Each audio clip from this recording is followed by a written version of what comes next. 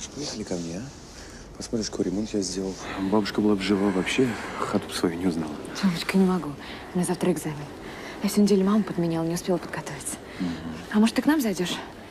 Мама себя неплохо чувствует, даже пирогов напекла. Да не, я не буду тебя отвлекать, ну и себя задурить. Извини меня еще раз, а? Ну, хватит, а то мама увидит. Хорошо, ладно, я потерплю. Мне даже, кстати, немножко нравится, что ты такая дотрога. Мы сдаем экзамены и покажу, какая недотрога.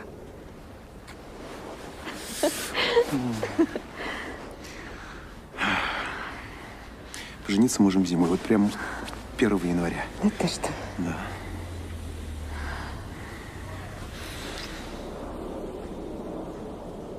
Катюш, это ты? Да, мам. Здрасте. Ладно, я пошла. До завтра. До завтра. Пока.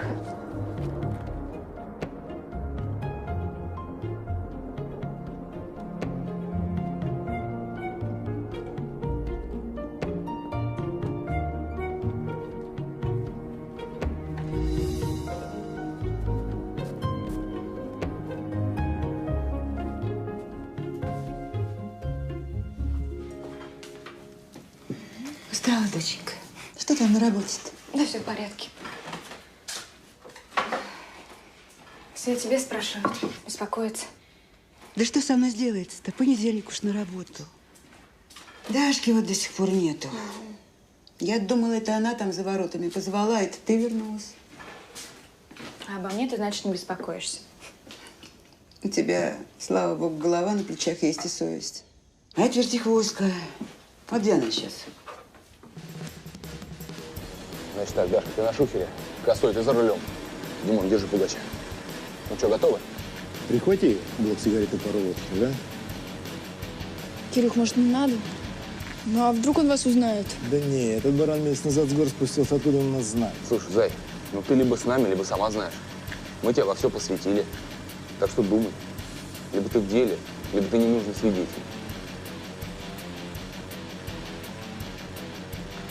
Да, я в деле.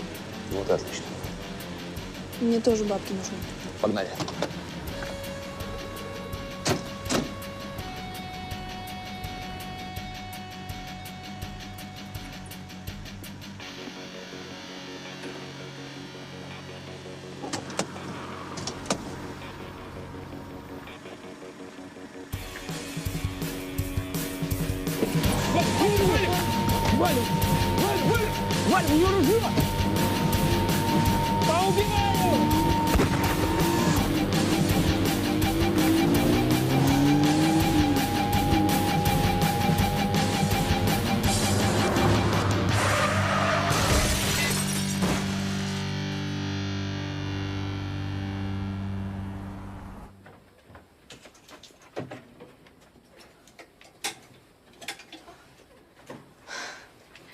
Дашка, вставай. Вставай, Соня. Что это у тебя? Даша! Покажи. Да что ты кричишь? Что случилось? Все нормально. С Кириллом катались, съехали в кювет. Дай поспать. Привет, съехали. Господи. Ну, подожди, ну встань. Дай я посмотрю. Больно? Давай я тебе хоть чем-нибудь намажу. Давай.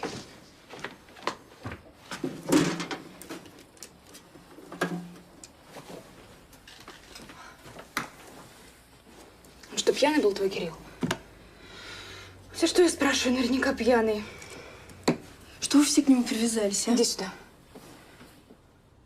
Держалась бы ты подальше от этого Кирилла, связалась с каким-то бандитом. Хотя бы не со жлобом, в отличие от твоего Тёмочки. Так, не трогай моего Тёму, понятно? Угу.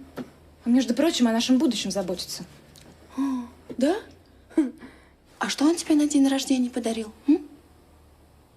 Духи и букет цветов, и что? Букет цветов и духи, да? Маленький, такой маленький флакончик духов и жалкий букетик цветов. Наверное, в огороде у соседей надрал. Ватку держи. Держу ватку. Выйдешь замуж за своего Артема, будешь у него наливчики в декрете клянчить. И на еду, Катя. Ну, язва ты, Дашка, а? Вот тебе, ответочка. Тебе, понятно? А вот тебе. Ау, мне больно вообще. Чего, я опаздываю. Все, я побежала. Пока. Пока. Пока. Больно? Ничего, до свадьбы заживет. До свадьбы.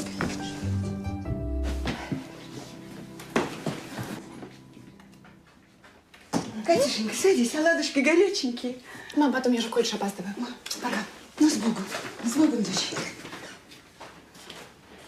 Так.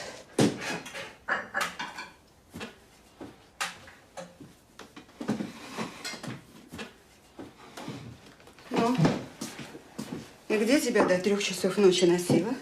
М? А что это у тебя с лицом?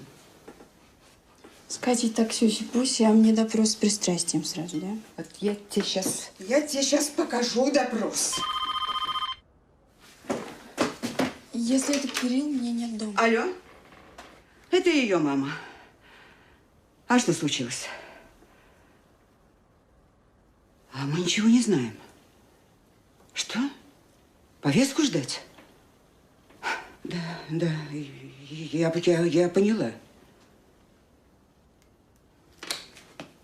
Кирилл твой, бандит этот, со своими дружками пытался ограбить магазин.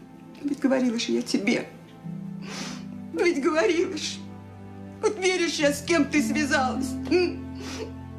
А сейчас тебя затаскают. Вот мне сказали, что тебя к следователю вызывать будут, хотя ты ничего и не знаешь. Ведь ты не знаешь? Даша, это... Не, ты с ней вчера вечером. Говори, когда мать тебя спрашивает! Я не хотела, правда. Я его отговаривала, но он сказал, и лезь, ты не веришь. Мам, ты чего, мам? Ой, Мам, что с тобой? Мам!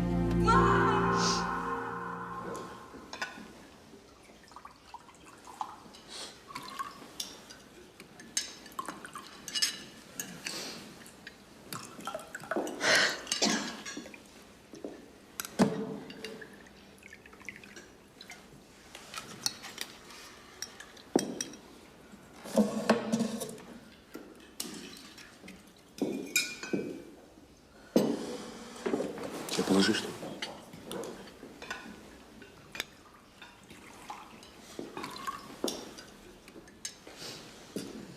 Рано Танечка ушла. Еще тебе жить и жить. Он девчонок ты подняла. Мы чем можем, поможем. Поддержим. Пусть земля тебе будет пухом.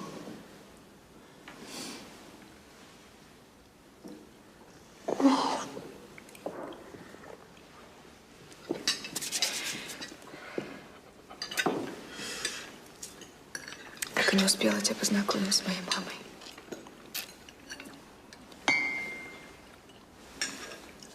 Да. Катя, слушай, ночуй у меня сегодня. Или вообще, знаешь что? Ну, переезжай ко мне насовсем.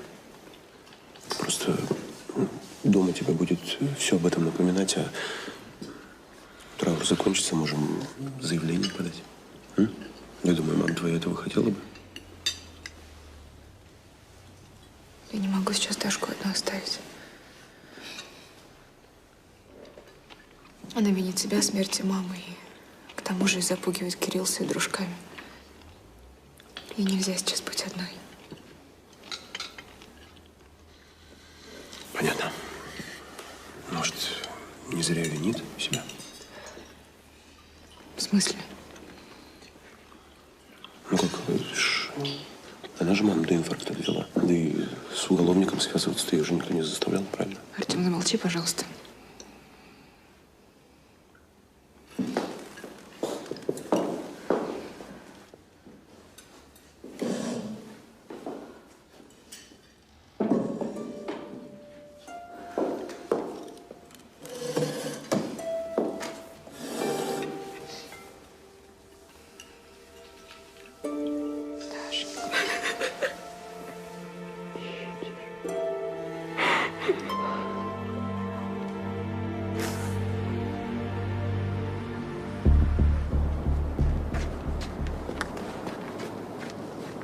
Привет.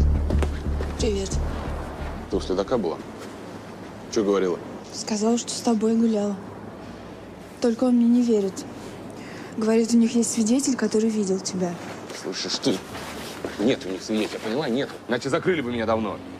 Это все гон, чтобы тебя, дуру, запугать. А как они на тебя вышли? Да они всех, у кого приводы есть, трясут, как груша. Так что стой на своем. Смотри, Дашка, мы все следим за тобой, поняла? Я не слышу. Поняла.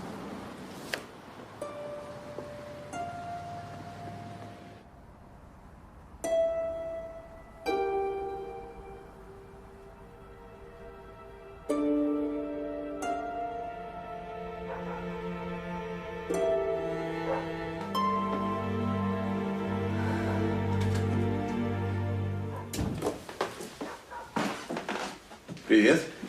Привет. А что не забираешься, а? Да. Даша должна прийти от соседей. Вот жду ее. Артем. Ясно, Катюш. Подожди, я понимаю, сейчас не самый подходящий момент, но... Вот. Держи, держи. Алло.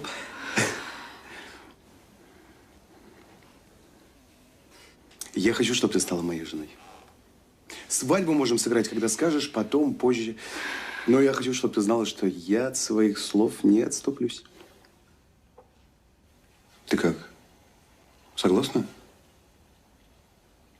Ты, наверное, голоден. Давай я тебе приготовлю что-нибудь. Нет, подожди, ты присядь. Я ведь на самом деле о Дашке еще подумал, да? Смотри. Что? В областном центре есть замечательная школа-интернат. Катя, ты, кстати, сейчас зря хмуришься. Очень хорошая школа. С Дашкой там будут работать специалисты. Катюш, обучение абсолютно бесплатное. Я ей смогу ежемесячно отправлять на карманные расходы.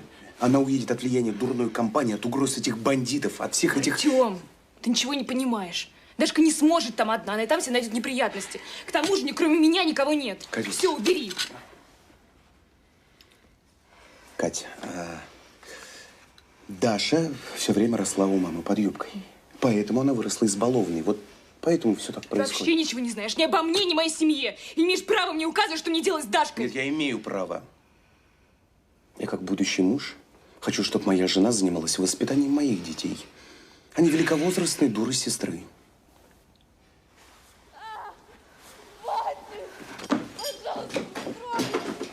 Что там? Дашка. Ну, а что я тебе говорил, а? Кать, а я тебя предупреждал. Ты с ума сошла? Тебя посадят. Артем, иди домой. Нет. Кать. Подожди от нее! Вон, я сказала, вон! Вон пошел! А то что, порубишь нас? А ты проверь. Ну ладно, живи. Парни, отбой. Я тебя достану еще, поняла? Встать можешь? Встать можешь? Ушли, да? Что, сволочи? Тихо. Покачивайся, тихо. Тише. Так. Давай. Кать, слушай, кровь у нее. Надо скорую вызвать. Ментов, наверное. Все. Слышишь? Да? Иди. Кать. Руки подними. Кать. Вот руки поднимаю. Ноги. Катя, оглохла, что ли? Говорю, ментов надо вызвать. Кать. Артем, иди домой. Смотри, все, начнется. Здесь кисти. Ладно. Все нормально. Нормально все.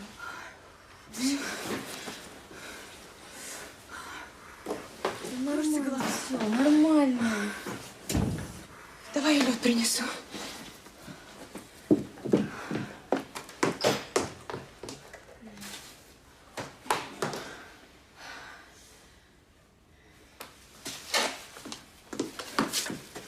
На, предложи только голову, не запрокидывай. Что не из-за этого, что ты следователь рассказала, да? А я рассказала, да. Их пока не посадят, они так от меня не отстанут. А я в тюрьму не хочу. Что, зря рассказала, да? Дашка.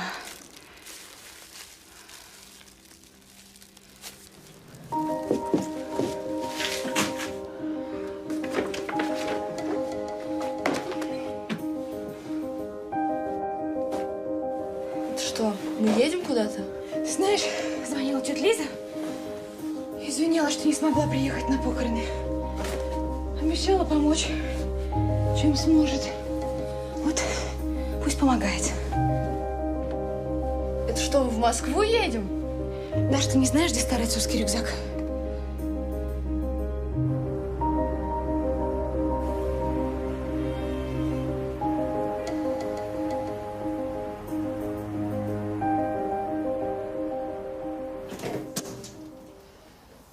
Привет, племяшки.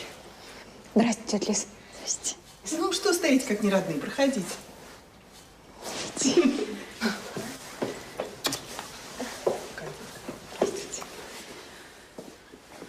Раздевайтесь, раздевайтесь. Как вы? Что нам сделать?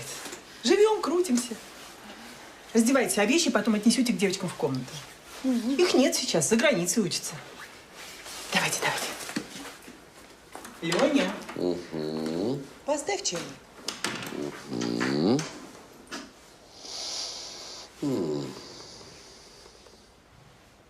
Ах, Анюта, Анюта. Такая молодая была. Надорвалась. Вот я тоже. Как белка в колесе. Все кручусь, верчусь. Думаю, что жизнь вечно будет продолжаться. Ну, ничего. Я вас в обиду не дам. Дашку мы в школу рядом с домом пристрою. Ну, а тебя, Катерина, я к себе в салон работать возьму. Спасибо. Аня, кажется, говорила, что ты в кулинарном учишься. Уже закончила. Но я согласна на любую работу. Ну и замечательно. Давай, доедай быстрее. Так, с тобой. А, Леня!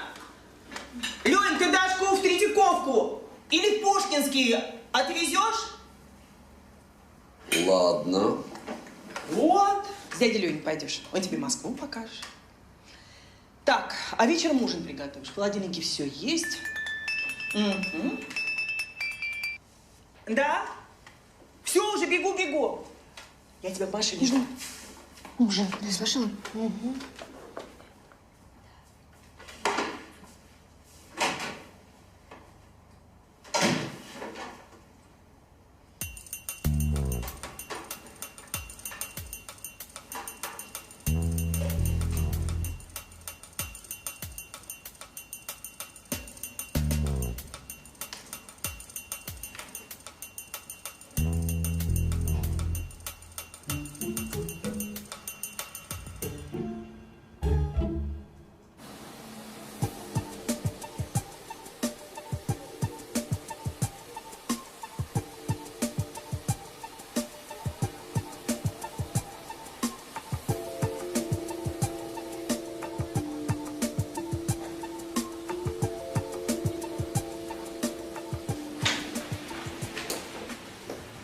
Здравствуйте, красавица.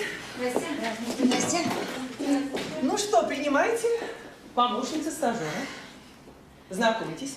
Моя племянница Катя. Здрасте. Здрасте. Значит так, Таня, научишь что и как. И не жалей. Гоняй хвосты в гриву, несмотря что родственница. Саша, значит так, научишь вести записи по клиентам и принимать звонки. Что? Жаловались, что мало выходных. Вот, научите себе помощницу. Будут вам выходные. Так, все, идем в подсобку, покажу тебе, что там. Научите помощницу, и я турну вас под зад коленом. Да не за этим она здесь. И зачем? Осведомлять Лизу о нашем поведении. Еще лучше. Смотри. Половину тюбика добавляешь, потом берешь, хорошенько все перемешиваешь. Наносишь на волос, как я тебя учила, на 40 минут под шапочку. Поняла? Да. На, хорошенько мешай. Вот, ну, на короткие волосы. Да, вечернюю. Отлично. Тань, возьмешь покраску-укладку? А ты знаешь, Катя возьмет. Я? Ты же у нас стажерка, так стажируйся. Проходите. Спасибо. Проходите, пожалуйста. Присаживайтесь. Сейчас. Какой цвет будем красить? Давайте золотой.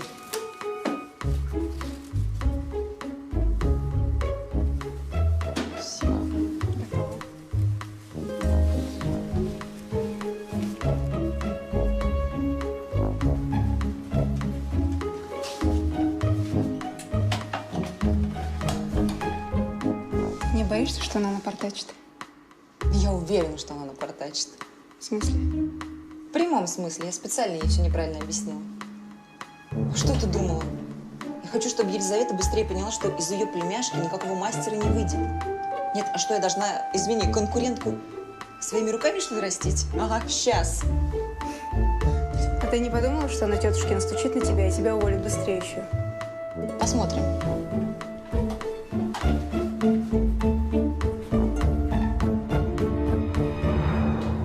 Это что? Это что такое? Я не знаю, я все по инструкции сделала. Да по какой инструкции? Где-то что подбирают таких? У меня юбилей у брата сегодня. Как я туда такая пойду? А вам идет? На Мальвину похоже. На Мальвину? Спасибо.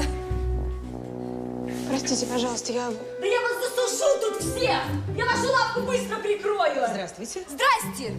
Я хозяйка салона. Да? Я прошу принять наши глубокие извинения. Извинения? Да. Сейчас наш самый лучший мастер все исправит. Лучший мастер. А для вас подарок. Наш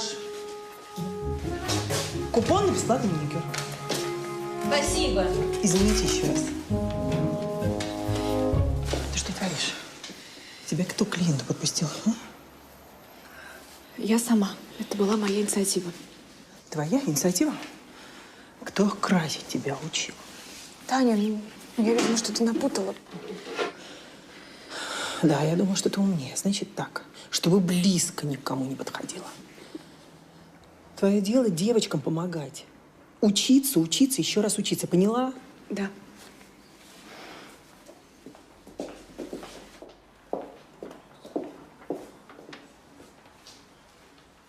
Слушай, Катя, ты когда закончишь, дай мне знать, ладно? Я тебе еще раз все покажу.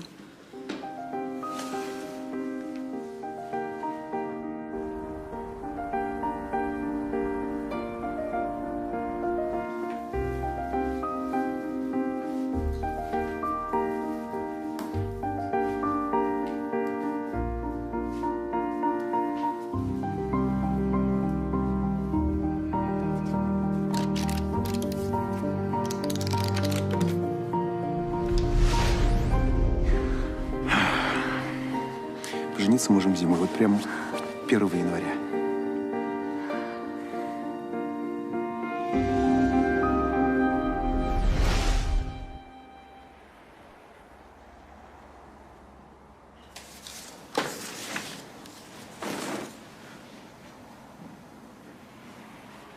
Роза, что ли?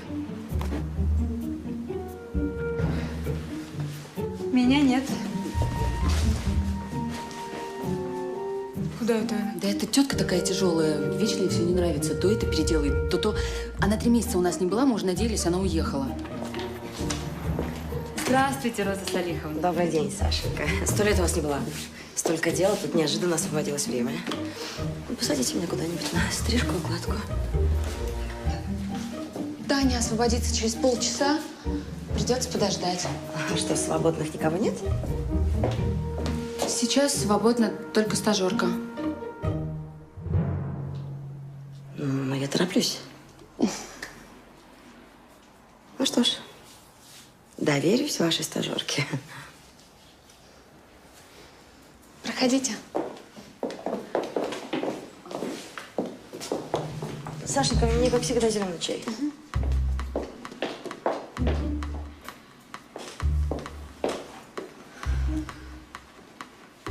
Начнем? Угу. Спасибо.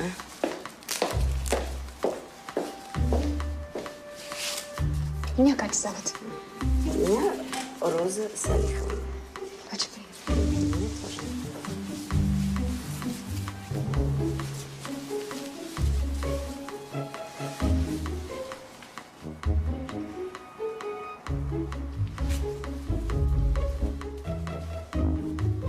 Ну что, волосы у вас хорошие? Только кончики секутся. Можем сделать короткую стрижку. Или вам запрещено? Но, к сожалению, смотреть за мной некому. Муж и отец давно умерли. Ну, так что я сама себе хозяйка. Можно хоть подпалка. Ну, хорошо. Тогда пойдемте мыть голову. Хорошо.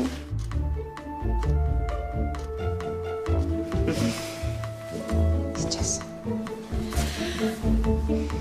Вот. Ну что, мне нравится. Спасибо. Такая молоденькая. Школу недавно закончила. Ну что вы, я уже колледж закончила. Правда, на повара. Стричь мне здесь девочки научили. Да. А у меня свой ресторан. Семейный бизнес. Оплата у нас на ресепшене. А я знаю. Это тебе за хорошую работу. Спасибо большое. Спасибо. У вас замечательная стажерка. Всегда вам рада. Всего хорошего. До свидания. 5 баллов.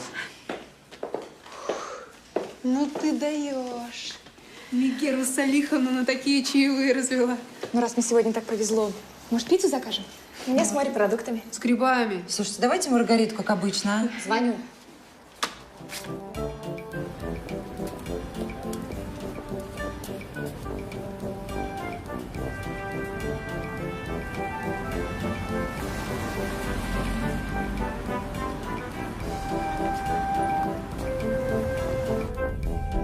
Так, звонил Аркадий Петрович, сказал, что разрешение на строительство ЖК «Ньюполис» почти получено. Отличненько.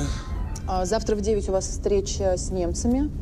Значит, потом прием в департаменте природопользования и обед с проектировщиками. А еще звонил адвокат, сказал, что ваша жена отказывается подписывать документы на развод. Ты мне все это перешли? Уже, Егор Николаевич.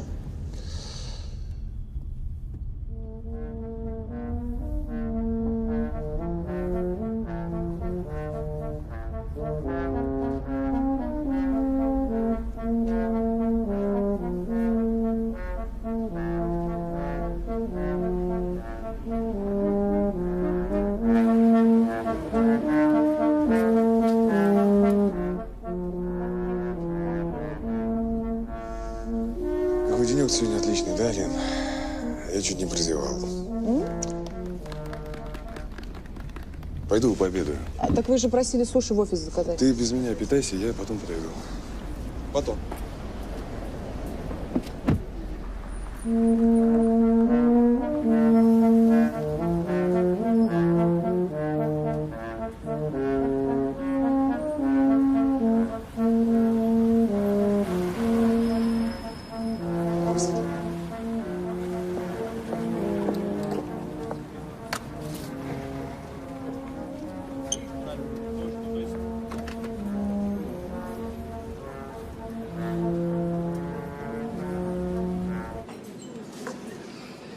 Спасибо.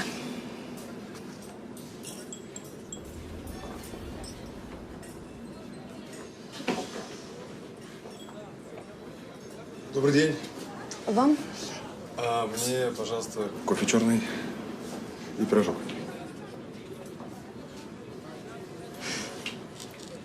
Пирожок с чем? С мясом. 79 рублей, пожалуйста. Ага. Пожалуйста. Простите, у нас терминал сегодня не работает. Простите, не понял. Карточки не принимаем, только наличные. Ну, вы даете, ребята. И что делать теперь? Девушка, я, в общем-то, работаю здесь недалеко. Давайте я перекушу и занесу вам позже. Хотите, в залог что-нибудь оставлю? Телефон. Мы так не делаем. Ну что тогда, я отменяю заказ? Не нужно. Давайте я заплачу. Сколько там? 79. Да вы что, за меня ни одна женщина в жизни не платила. А вот и неправда. Одна платила. Ваша мама. Ну, тонкое замечание, спасибо. Пожалуйста.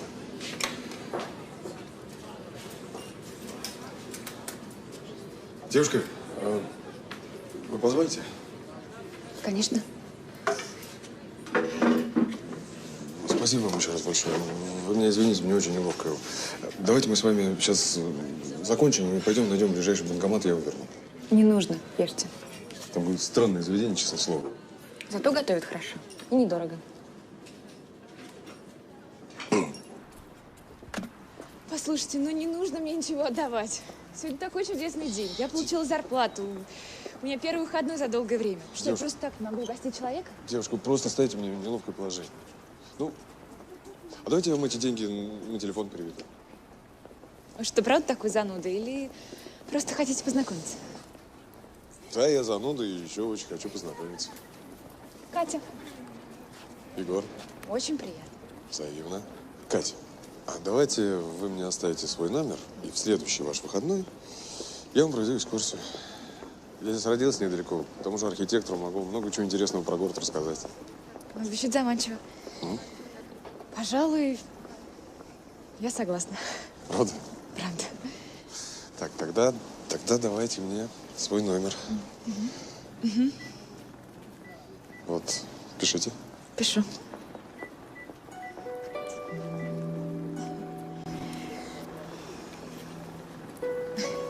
Извините, я уже опаздываю. Я тогда пойду? Так, конечно. До свидания. До свидания. Я очень рад знакомству. И я. До встречи. Да.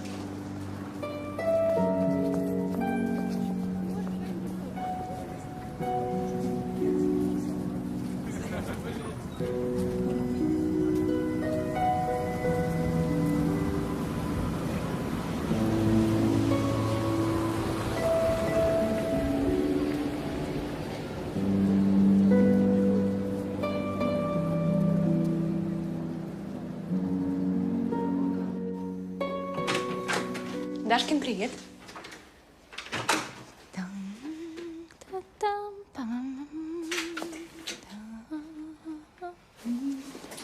Привет. А что ты такая счастливая? Просто хороший день был. Да ладно, колись, познакомилась с кем-то? Ну, да, с одним парнем. Вернее, мужчиной. Познакомились в кафе. Он взял мой номер телефона. Симпатичный такой. Улыбка хорошая. В кафе, значит, да? Нищеброд. Ну почему сразу нищеброд? Да потому что если ты куда-то ходишь, то точно в какую-нибудь дешевую забегаловку. Ну, не знаю, он вроде прилично был одет. Ну и что он тебе предложил, это любитель дешевого кофе? В Чебуречную сходить, да? Даша. Он мне предложил показать Москву. Он живет в самом центре и знает город. В центре это уже интересно. Ну и как, сходила? Куда? Куда? На экскурсию? Да нет, я опаздывала. Он обещал позвонить в выходные. Ну, можешь смело удалять его номер. Почему? Да потому что если он из Москвы, да еще и при бабках, то он к выходным уже забудет, как тебя зовут. Ну, забудет, значит, забудет. Мне еще все равно не до прогулок. Да и номера его нет. Ладно, я в душ.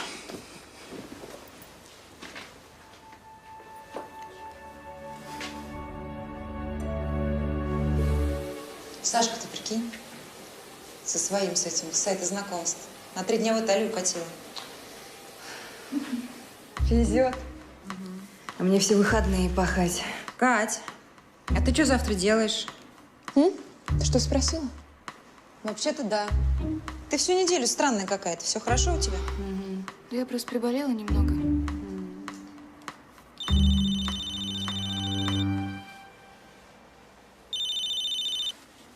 Алло.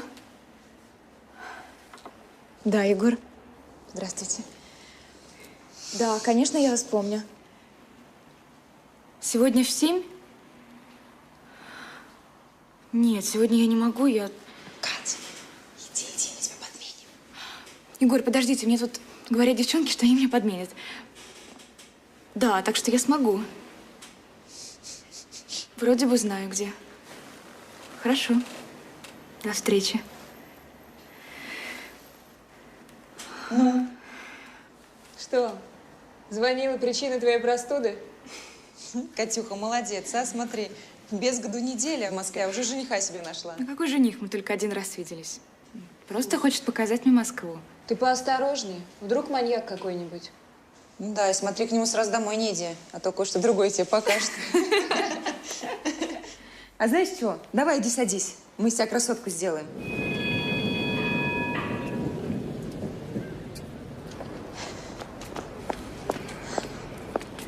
Привет. Привет. Прости, я немного опоздала. Да нет, Катя, что ты вообще не опоздала. Ты такую красавицу я готов всю жизнь ждать. Это тебе? Спасибо. Ну, что? Какой у нас план? Ну, я предлагаю посидеть в каком-нибудь уютном местечке. Потом я покажу тебе город. Кстати, ничего, что я как-то сразу на «ты»? Вы уже старше меня. Спасибо.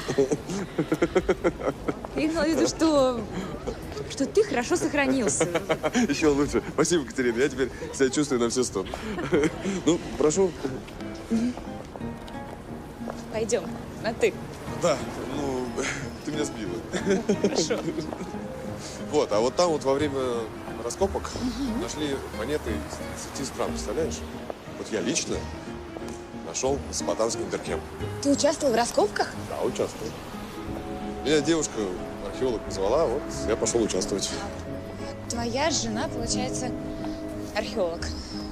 Нет, Кать, немножко не так получается, моя жена.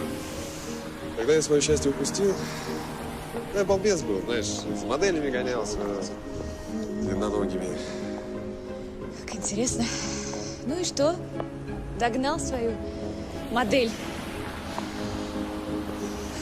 Догнал. К сожалению. Почему, к сожалению? Что, она как-то поправилась? Я знаю, да. Она постарела. Катя, моя жена пьет. Пьет давно и сильно. Нет, я возил ее по всяким поликлиникам, врачам, за границу и так далее. Ну, все это... Ну, лучше вообще об этом не говорить. А вон на 3-м этаже, видишь, крайние окна? Да.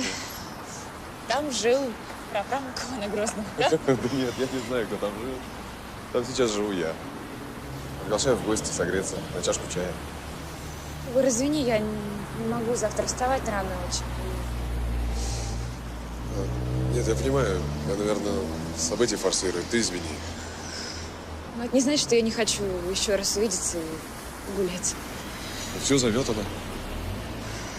Ладно, я тогда пойду, а то метро закроется. Чуть-чуть, какое метро? Ты что, сейчас я тебе поймай такси, поедешь в тепле.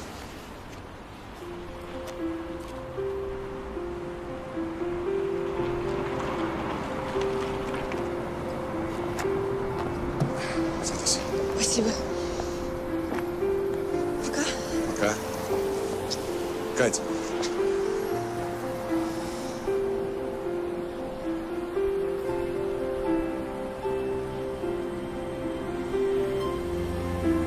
Может, скоро увидимся, правда? Конечно.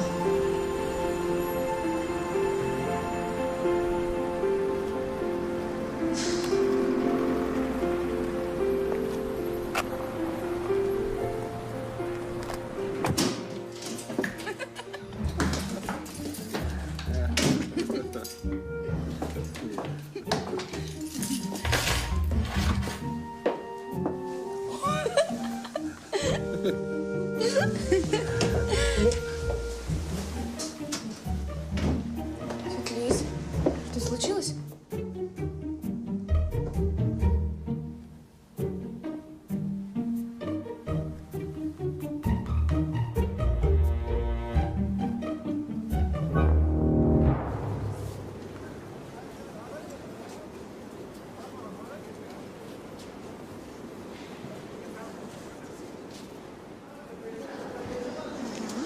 Спасибо вам. Здравствуйте. Вам какие выбрать? Помягче, потверже? Давайте помогу набрать. Да уж сама как-нибудь справлюсь. У меня руки-то почище, чем у тебя. Еще неизвестно, откуда ты такая понаехала. Женщина, а вы зря ругаетесь. Я потом мятый товар продавать, а кто его купит? И вы посмотрите, еще одна нашлась. В моей стране вы меня не учите, как мне себя вести, понятно? А ты чего такая злая? У твоего мужа, наверное, голова от тебя болит. Хамка. Здравствуйте, Роза Салиховна. Вы как тут?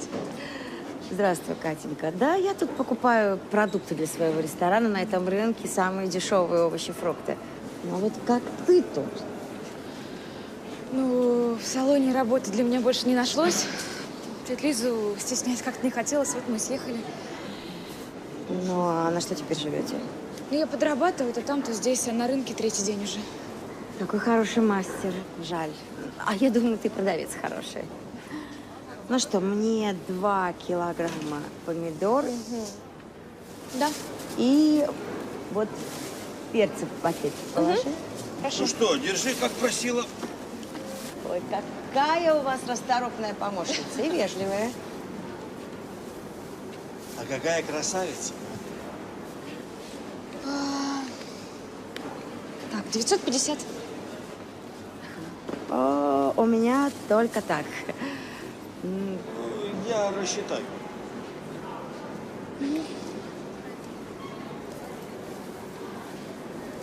Четыре.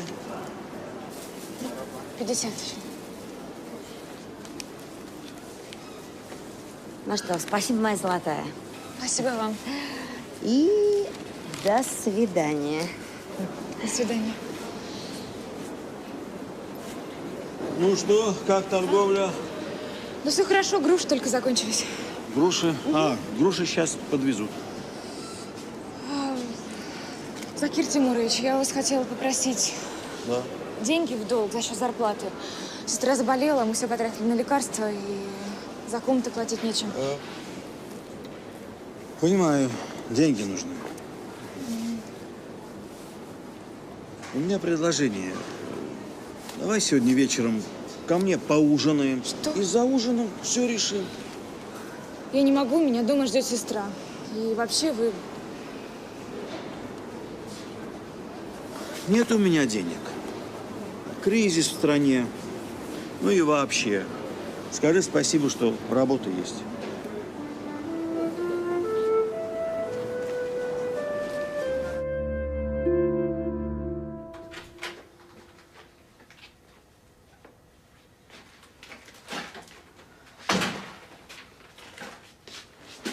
Конечно, целый день палец о палец не ударила.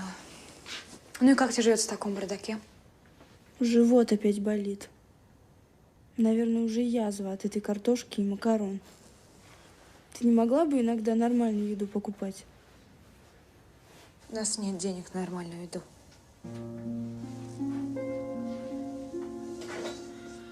Мы в этом месяце еще за комнату не заплатили. Даже не знаю, как заплатим. Ну, надо же все равно позитивно мыслить. Всегда есть выход. Ты правда так думаешь? Угу. Даже занять не у кого.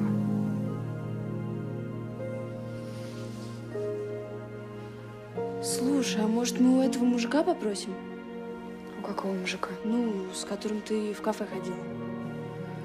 У Егора? Ну,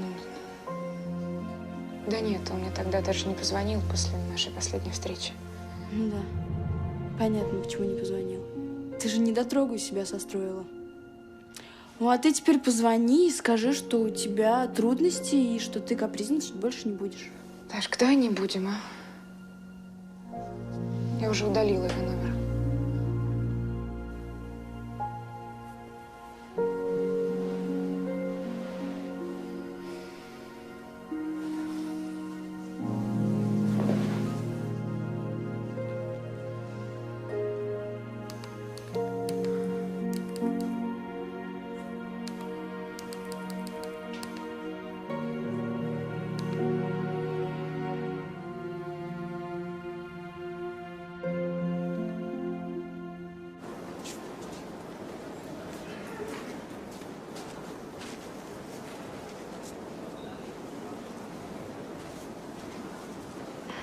Здравствуй, Катенька.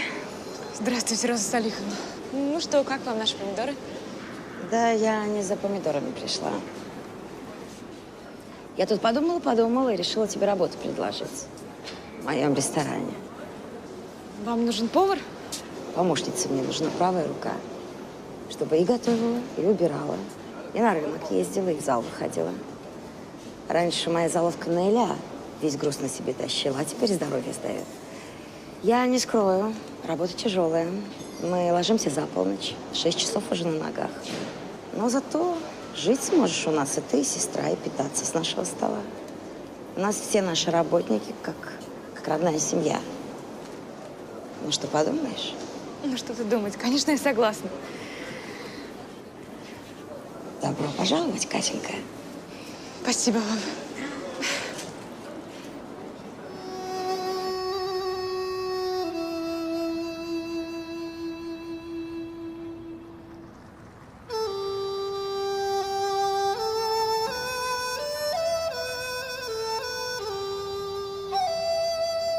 Здравствуйте. Ну вот, наше царство-государство. Это Катя. Здравствуйте. Просьба ее не обижать. Зинат, он у нас выполняет самую тяжелую работу. Можешь меня Женей называть. Русские все меня так называют. Рада знакомству, Женя. Сегодня у нас банкет, отмечаем день рождения родственника. Так что пройдешь боевое крещение. А Наиля тебе все покажет. Удачи.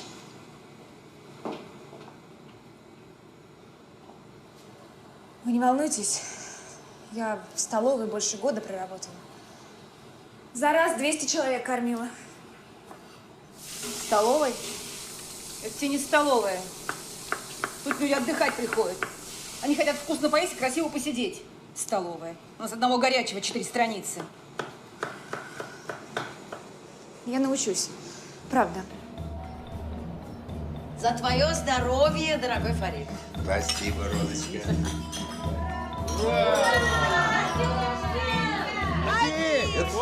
Всем привет. Здравствуй, дядя. Привет, Ади. Привет, мама. Дядя Фарид, с днем рождения тебя, дорогой. Прости за опоздание. 2 часа по пробкам толкался. Ты вовремя, Ади. Давай, выпей вина за мое здоровье. Как же. Твое здоровье, дядя Фарид. Спасибо.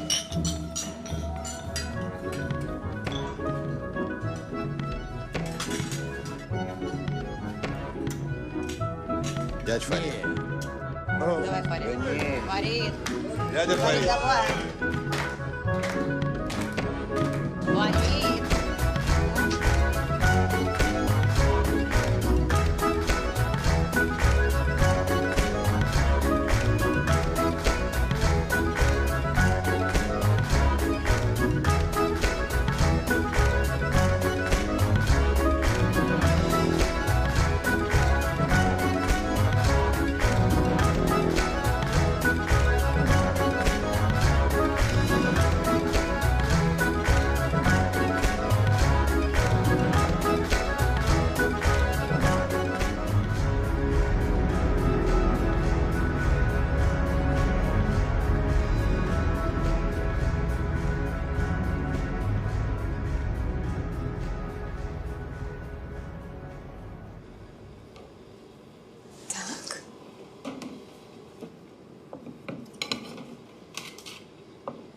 Угу. Спасибо. Привет. Привет. Я Адиль. Катя. Я теперь здесь работаю. Адилька, а ну брысь отсюда, не мешай работать. Да я помочь зашел, тетя Наиля.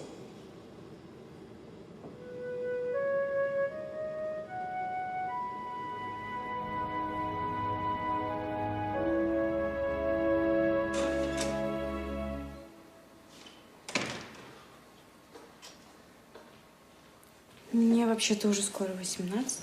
Так что? Да, уже совсем взрослая. Ну да. Да. Я смотрю, тебе уже полегчало. Тогда заправь за собой постель, убери свои вещи в шкаф. Да я за яблочком спустилась. Что-то сразу голова закружилась. Я пойду. Что, трудный возраст, да? Мне нужно скатерть постелить на этот стол. Давай помогу. Спасибо, не надо. Как скажешь.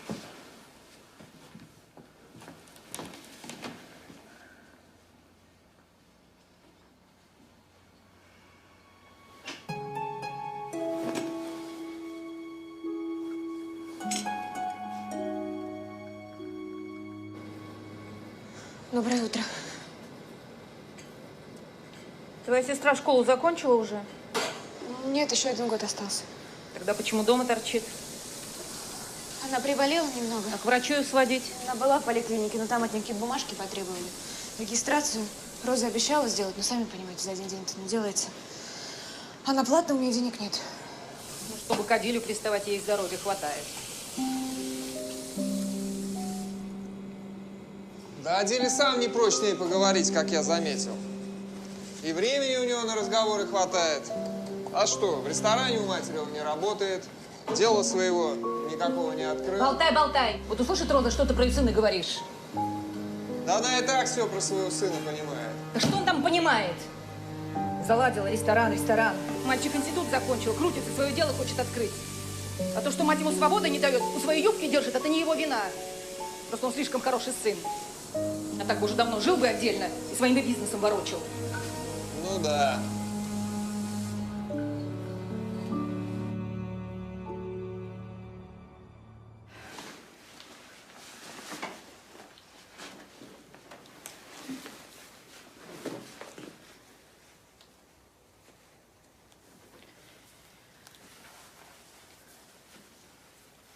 Куда ты собираешься? Нет. Просто надоело ходить растрепой. Перед Адилем? В смысле? Ну, тебе надоело ходить растрепой перед сыном хозяйки? Нужен мне этот понторез. Я, может быть, завтра в новую школу иду. Вот пусть там все умоются. А ты что, ревнуешь? Я просто боюсь, что мы с тобой опять окажемся на улице. Из-за твоих выходок, между прочим. Ну, конечно, я же вижу, как ты на него смотришь. Ну, признавайся, понравился, да? Дашка, не говори глупости. Ты что, взяла мой блеск? Ну, ты же все равно им не пользуешься. А можно я завтра твою синюю юбку надену? Ну, надо же, типа, дресс-код соблюдать. В школу? Можно. И, кстати, там возле школы есть какие-то курсы по подготовке к ЕГЭ.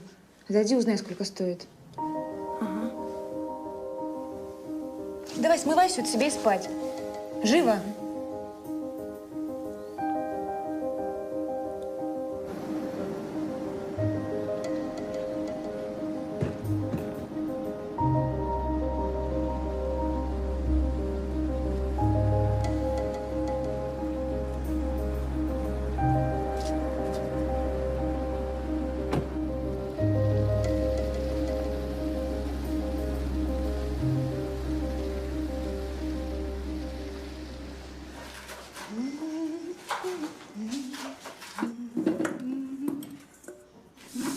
Роза на рынок поехала, все сама купит.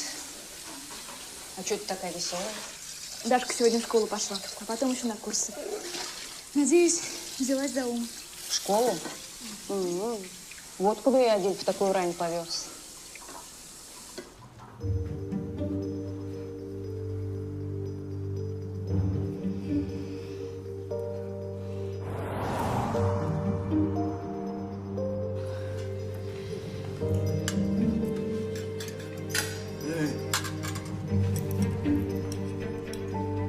Откуда это она?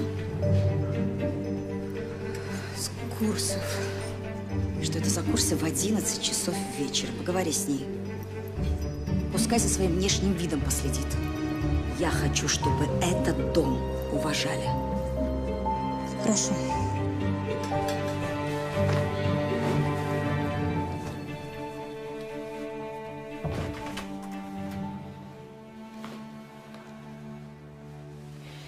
Ну, как школа? Курсы? Все отлично. Такие преподы классные. И на курсы я записалась.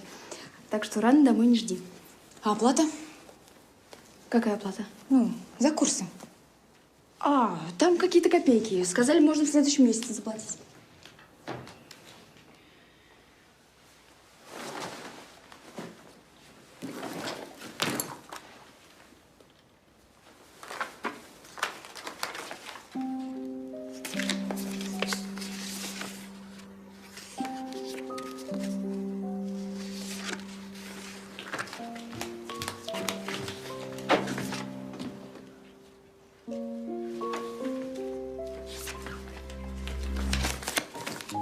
Что ты роешься в моей сумке?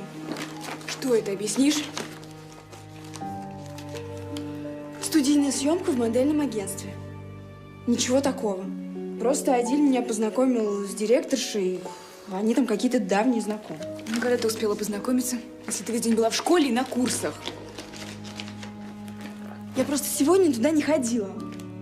А что ты так на меня смотришь? Мне вообще-то уже 17. А по модельным меркам это пенсия. А я хочу успеть нормально пожить. Понятно? Нормально пожить. Понятно. Даша! Иди сюда.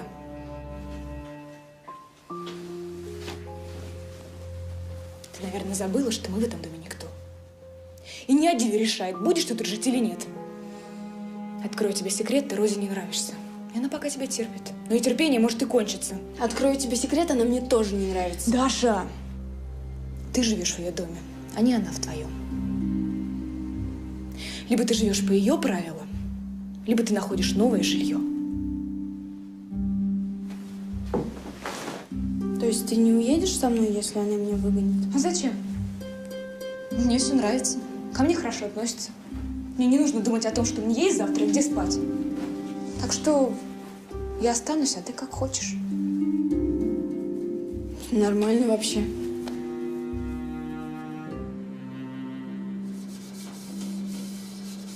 Иля в город поехала, к знахарке какой-то. Все находит у себя болезни какие-то. Так что сегодня тебе достанется без помощницы-то. Катя, можно тебя на минутку? Я занята. Я очень прошу.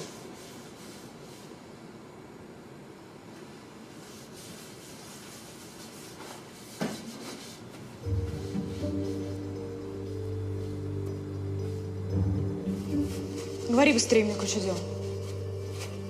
Даша сказала мне, что ты нашла ее фото из агентства. И очень рассердилась, когда узнала, что это я ее туда устроил. Рассердилась? Взрослый мужик путает непонятно во что мою сестру. Запомни, если Дашку кто-нибудь обидит, я за нее горло перегрызу. Не знал, что ты обо мне такого мнения. Кать, у меня все в порядке с женским вниманием. Твоя соплячка-сестра мне реально не нужна. У нее есть данные. Она попросила помочь, я познакомил ее с Аленой, хозяйкой модельного агентства. Она хорошая тетка, вела у нас спецкурс рекламы. Там у них ничего такого. Уроки по сцендвижению, актерскому мастерству и инглиш немного. Потом работают на выставках, участвуют в разных рекламных кампаниях. Все официально. Там дочки известных людей занимаются, скандалы им не нужны. Могли бы с Дашкой с самого начала мне все это сказать. Это была моя ошибка. Я думал, она тебе все рассказала. Если хочешь, поехали вместе, съездим, все посмотришь, и ты там решишь, что и как. Ей нужно школу закончить, получить аттестат. Без него ее даже в колледж не возьмут, не говоря уже об институте. Зачем ей институт? Потому что к такому труду, как я, 12 часов плиты, она не способна. А та хотя бы закончит институт, получит нормальную работу. Станет менеджером, как мама хотела. В Москве этих менеджеров дофига. И каждый второй на заправке или в фастфуде оседает. И вообще, что такое нормальная работа?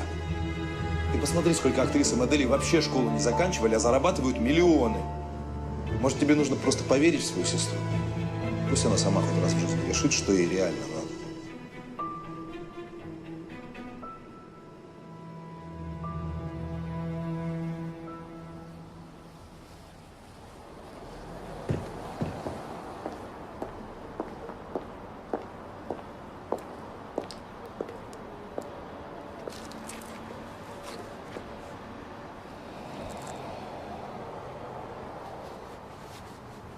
Ну и что ты здесь сидишь? Что, не идешь на кастинг или куда там собиралась?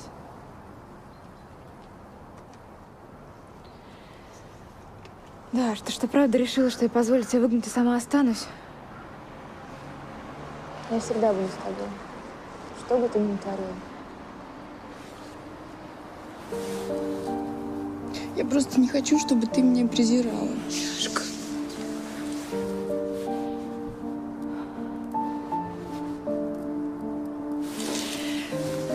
Знаешь, я подумала, черт с ним. Ходи ты в это агентство, раз ты приспичила. Правда? Спасибо тебе.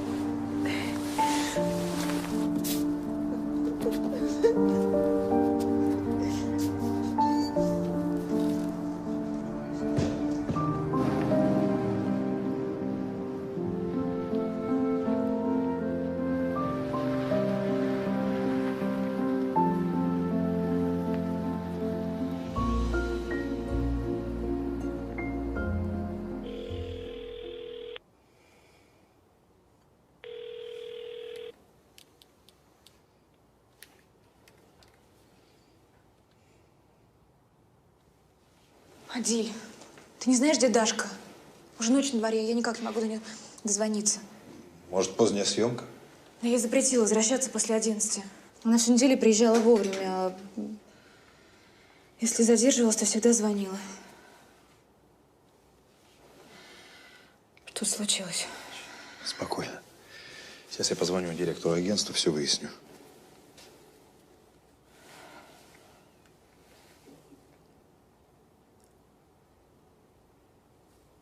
Алло. Добрый вечер, Алена Сергеевна. Простите, что так поздно. Как там моя протеже Даша Татарникова? Ага. А потом? Ага. Понял. Да. Нет, все в порядке. Спасибо. Ну и что? Она еще с 3 девчонками из агентства поехала на пати за город. Я знаю хозяина этого дома, так что через пару часов привезу ее домой. Я с тобой.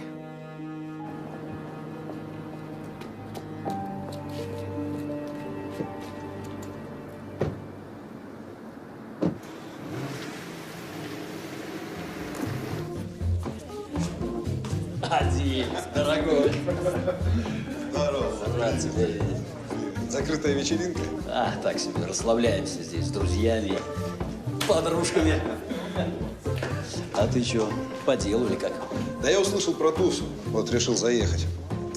С тобой поговорить по поводу клуба. Ну, ты говорил, что куда-нибудь хочешь инвестировать? Ну да, поговорим. Заодно расскажешь, где подцепил такую куколку. Прости, это моя девушка. Да ладно, пойдем выпьем.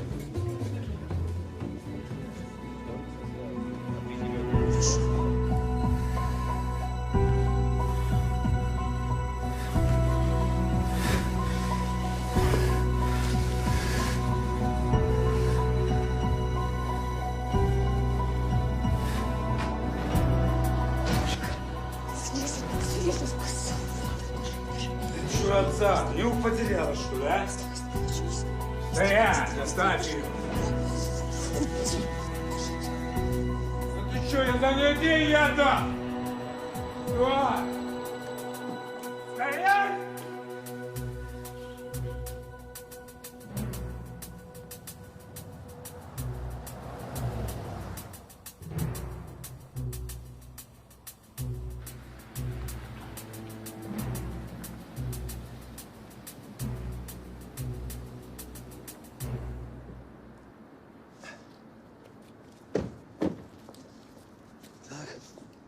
Дашенька, давай, дорогая.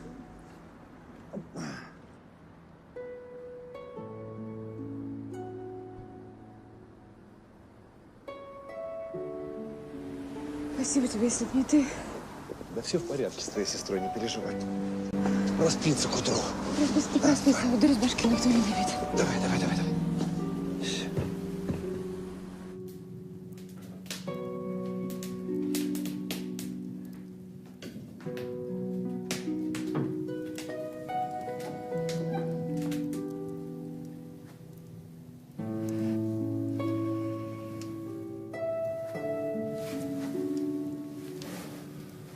Ну как она? Лучше. Выпила к 4 много, уснула. прости меня, что я втянула тебя в это. Кать, ты чего? Это вообще-то я должен извиняться. Обещал, что твоя сестра будет в безопасности, а на деле надо было за ней присмотреть. Глупости, ты нам не родственник, а даже к пости не нанимался. Вообще-то я хотел бы быть вам ближе.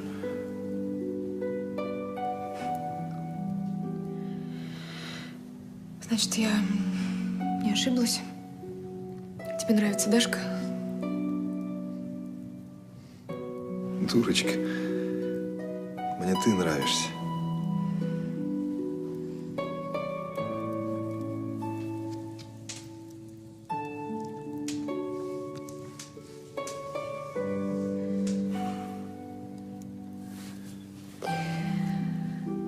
Уже поздно, я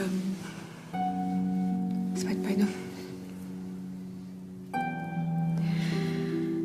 Спокойной ночи. Спокойной ночи.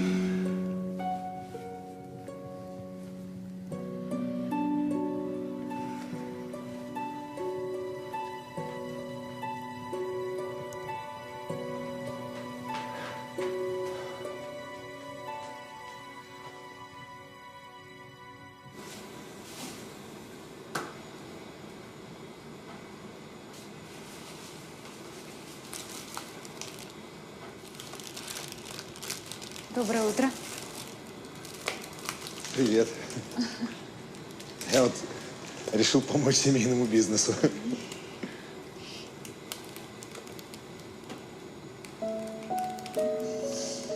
Как сестра? В своем репертуаре.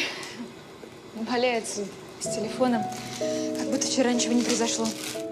Не знаю, что с ней делать. Да ничего не делай. Подожди, пока повзрослеет. Думаешь? Да по-любому. Все будет хорошо.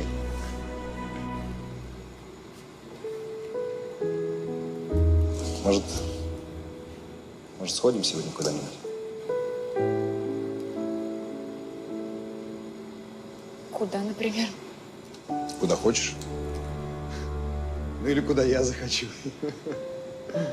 Поехали, развеешься. Хватит уже быть такой ответственной, ну? Ну, не знаю, у меня столько работы, и нужно вот сейчас пироги успеть слепить. Доброе утро. Неля сказала, что мой сын в кои-то веки помогает в ресторане на кухне. Катюш, это ты убедила его стать хорошим сыном и главой семейства? Конечно. И за это ты должна дать ей выходной. Ну, я не против. Ну, если, конечно, Катюша согласится.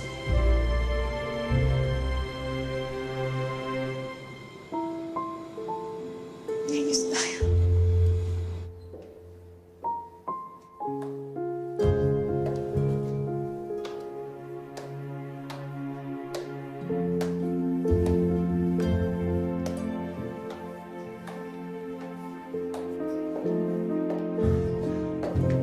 Вот ты меня наповала сейчас. Я и не представлял, что ты наносишь такое. Ну, мы же гулять идем, а не картошку копать. Куда поедем? А это как скажешь. Можем на тусовку поехать, я тебя с друзьями познакомлю.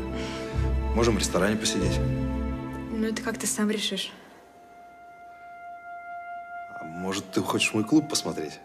Он, правда, еще не открылся, но это даже хорошо. Поехали, оценишь там все профессиональным взглядом. Какой же я профессионал. Я в настоящих клубах-то ни разу не была. Значит, пора начинать. Спасибо. Я здесь половину своими руками делал. Вернее, переделывал за рабочими. Чего себе, столько работы. Да, звук уже весь готов. Кое-что из алкоголя заказали. Ой, знала бы ты, что мне стоило лицензию получить. Сейчас смешаю тебе свой фирменный коктейль. Значит так.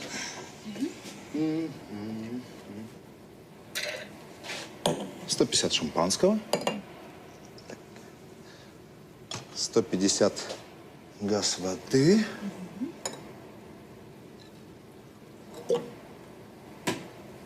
И долька апельсина. Как красиво. Спасибо. Цени. Самый хипстерский коктейль в Москве. Апероль шприц. Очень вкусно и крепко. Так, а теперь ты смешай мне мексиканца. Я? Да. Я ж не умею, я повар, а не бармен. Но вообще мой фирменный коктейль – это клюквенный морс. Значит так, давай, 25 альбом мускаль. Ага. Так, 25.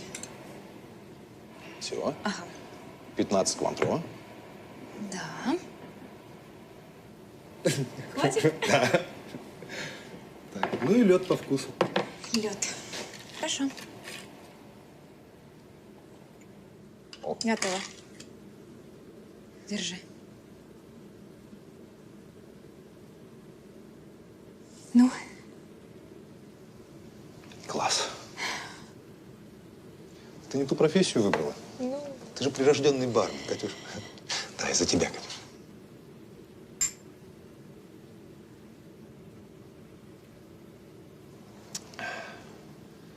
Тебе правда тут нравится? Да. Ты знаешь, много места, но при этом очень уютно. А вот мама говорит, что у меня ничего не получится. Я зря потратил деньги. Адиль, ты занимаешься любимым делом. Я уверена, что ты скоро докажешь Розе Салиховне мне, что ты не ошибся. Жаль, что я тебя сюда раньше не привозил. Ты умеешь вселять уверенность. Так. Здесь, конечно, будет настоящий диджей. Угу. А пока я тебе поставлю свой любимый микс.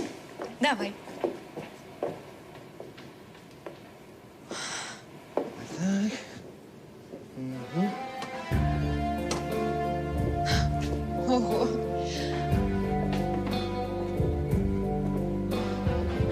Катюша.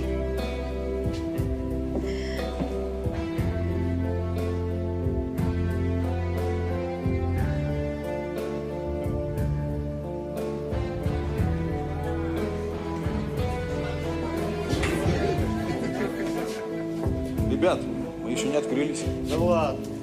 Блин, тут рядом концерт отменили. 1,5 часа нас промурыжили, в итоге облом. Ладно, пойдем поищем другой клуб. Подождите. Мы можем открыться прямо сейчас? Да ты что? Как я один справлюсь с такой толпой? Ты не один, я с тобой. Давай, ты за музыку, я за барную стойку, хорошо? Хорошо. Ребят, проходите. Будете нашими первыми гостями. Добро пожаловать!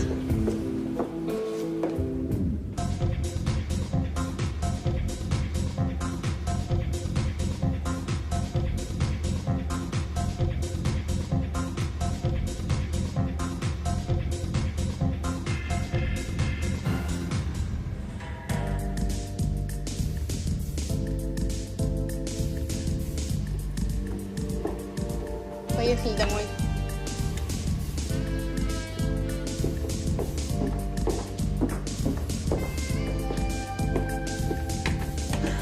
Адиль. Так здорово. Даже не верится, что мы это сделали. Все благодаря тебе. Ты сегодня стала моим талисманом. Мне через 3 часа на работу. Нужно еще полы помыть, убрать здесь все. Это может подождать. Вот я больше не могу.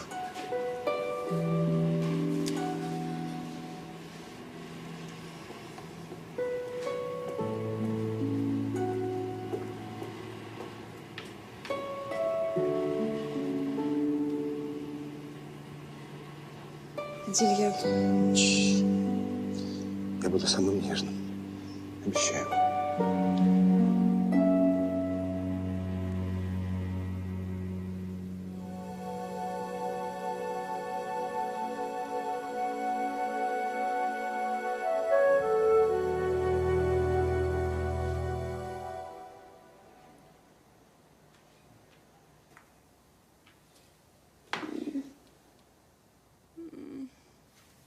Даш.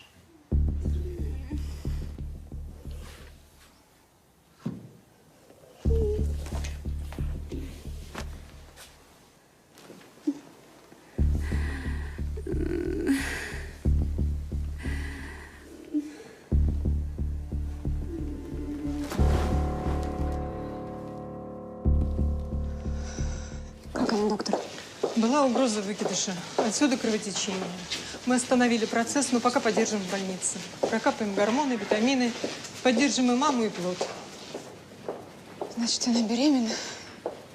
Ваша сестра беременна уже 13 недель. Вы говорили, живете вместе. Как вы могли этого не знать? Я могу ее увидеть? Войдите, только недолго.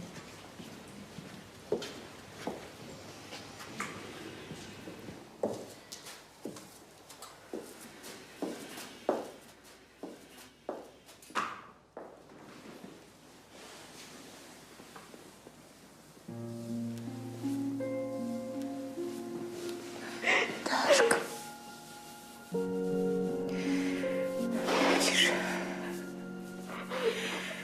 Тише, мой хороший. Успокойся.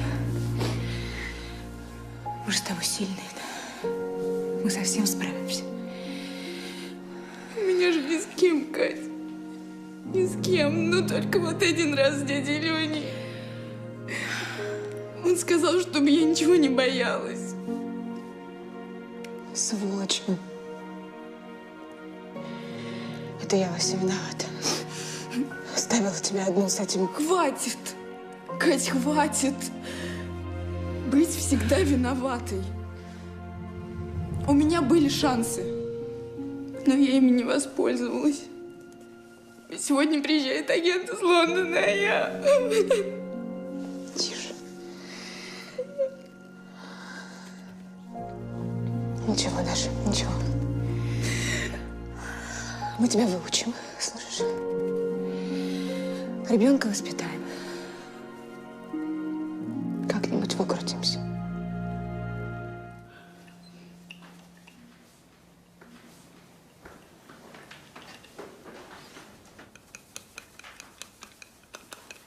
Ну, как она?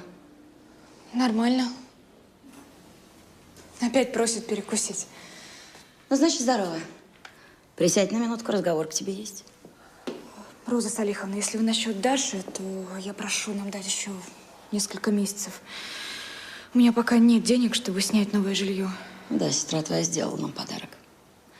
Но если ты считаешь, что я могу вас вышвырнуть на улицу с младенцем на руках, то ты слишком плохо обо мне думаешь, Катя. Спасибо. Ты присядь, присядь. Я не о Даше, я о тебе. Тебе действительно нравится мой сын, или мне показалось? Да, нравится. У вас что-то было.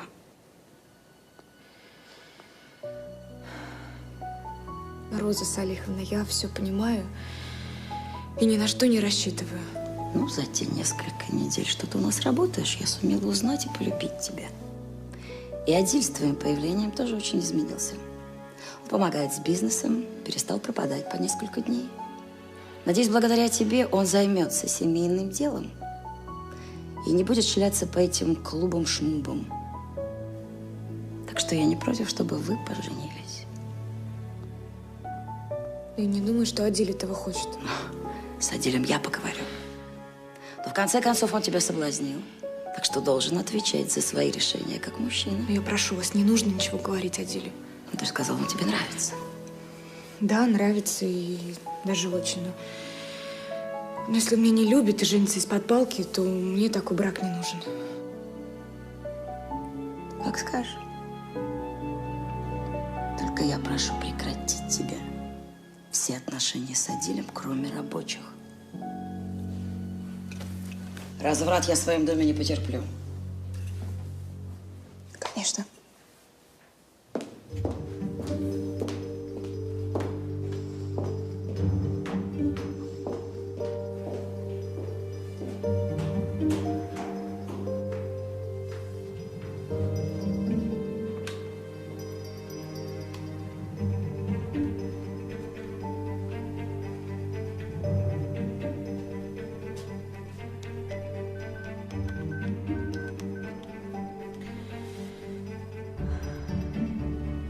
Алло, тетя Маш?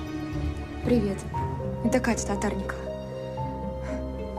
Как наш домик стоит? Как мамина могила? Спасибо, что не забываешь нас. Мы как? Нормально. Справляемся. Тетя Маш, ну ты же знаешь, нам нельзя домой. Что? Когда это случилось?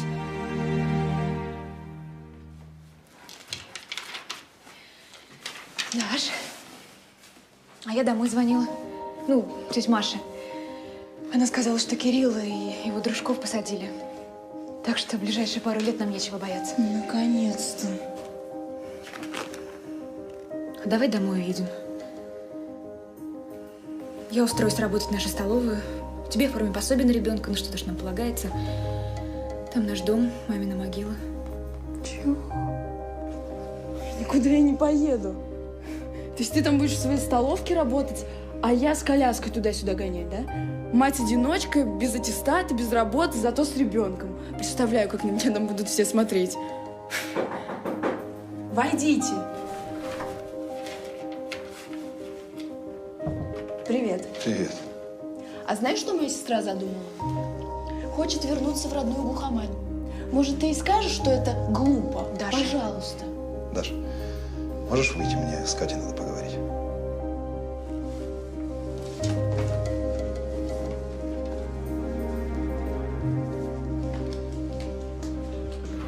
Кать, я хотел сказать,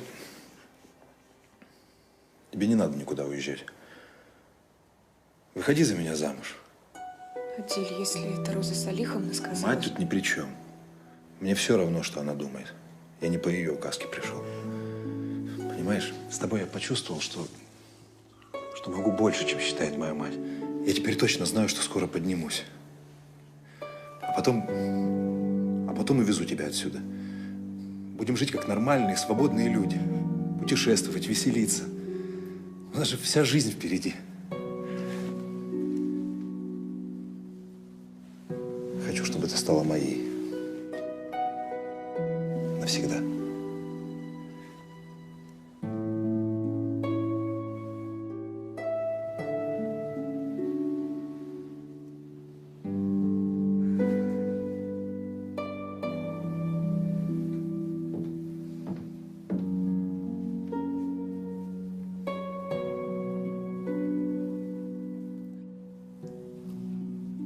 Вот эти серьги и ожерелья в роду Занчуриных передаются по женской линии.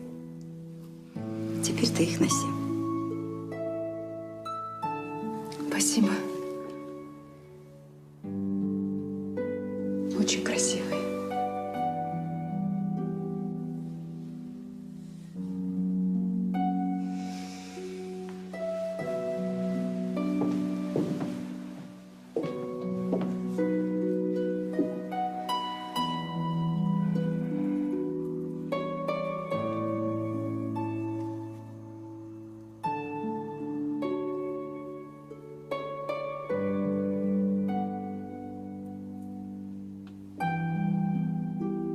Эти камни помогают зачать и выносить дитя.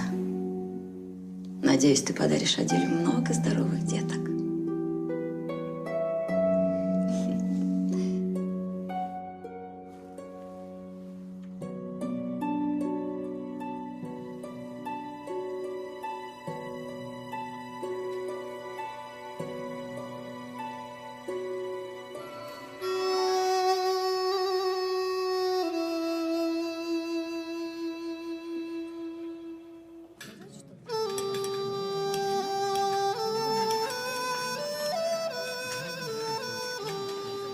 Уважаемые гости и хозяин дома, поприветствуем нашу прекрасную невесту!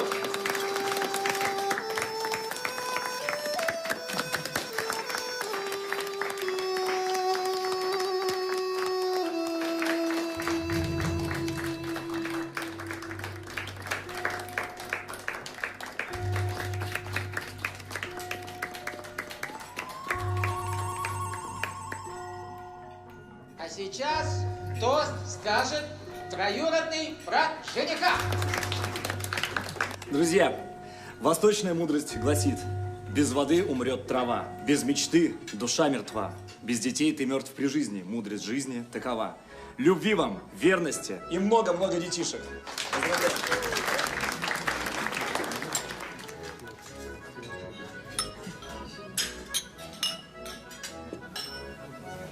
Обрати на него внимание. Очень хороший мальчик. По образованию юрист, семья приличная, живут в достатке. Сейчас горячее будут подавать, так ты ему сама подай. Конечно, никуда я не пойду пузом светить. Вот глупая. Тебе через месяц 18. Можно замуж без разрешения. Да и ребенок в браке родится. Спасибо, замуж я не спешу. Ну и дурочка. Женщина с ребенком кому нужна? А уж если она его просто так нагуляла.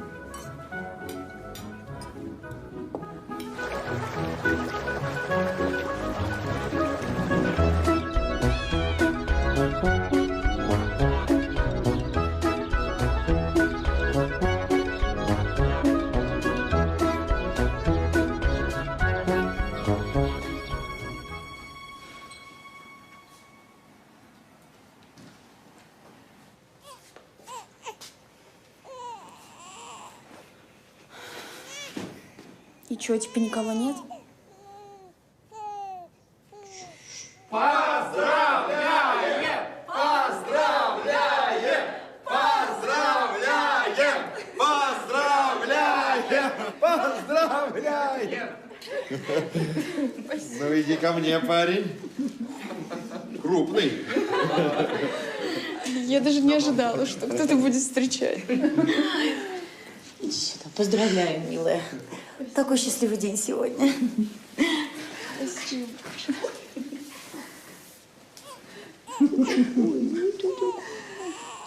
Это же мальчик. Это же мальчик.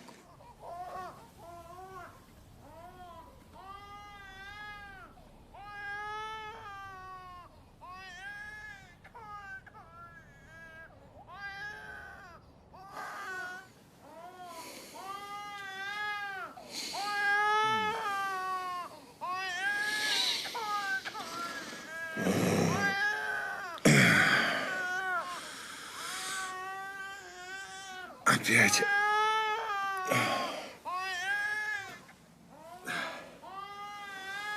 Уйми ты его, если твоя сестра не в состоянии.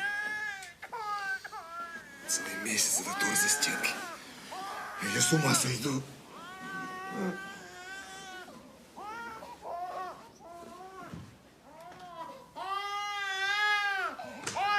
Даш, неужели ты...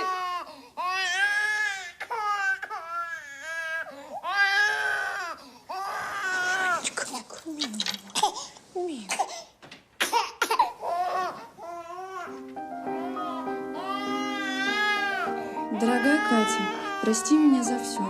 Я уехала в Лондон. Я обязательно добьюсь всего в жизни и вернусь за Ванькой.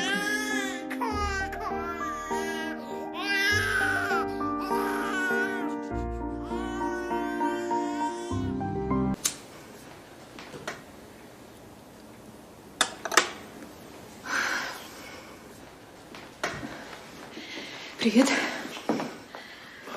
Это к чему? Я забыл про какую-то дату? Нет, просто решила устроить сюрприз. Ванечка заснул пораньше, и я подумала, что мы давно не ужинали вдвоем. Давненько ты об этом не вспоминала. Последнее время тебя не застать дома. До свадьбы я был уверен, что жена будет помогать мне с клубом. Мне там сейчас нужен свой человек. И думал, что секс у нас будет, как у нормальной молодой пары, а не раз в месяц найдется время на меня. Тише. Ванечка только стал спать по ночам. И вообще за ним нужен присмотр. Это не мой ребенок. С какой стати меня должно это волновать? Не знаю, найди няньку какую-то. Есть круглосуточные ясли. Для таких маленьких нет. Я должна работать в ресторане. Ты моя жена. И должна тут только мне.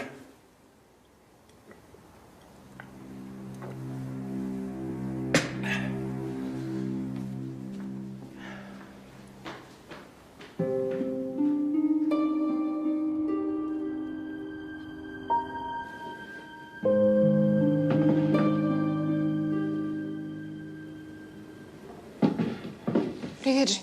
Ого, привет, хозяйка. Какая тебе хозяйка? О, жена хозяина, значит, хозяйка. Хозяйка у нас одна, и ты знаешь, кто.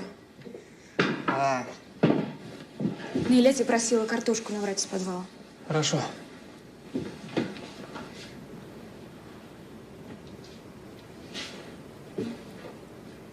Катя, привет. Здравствуйте. Ой, посмотри, что за прелесть, а?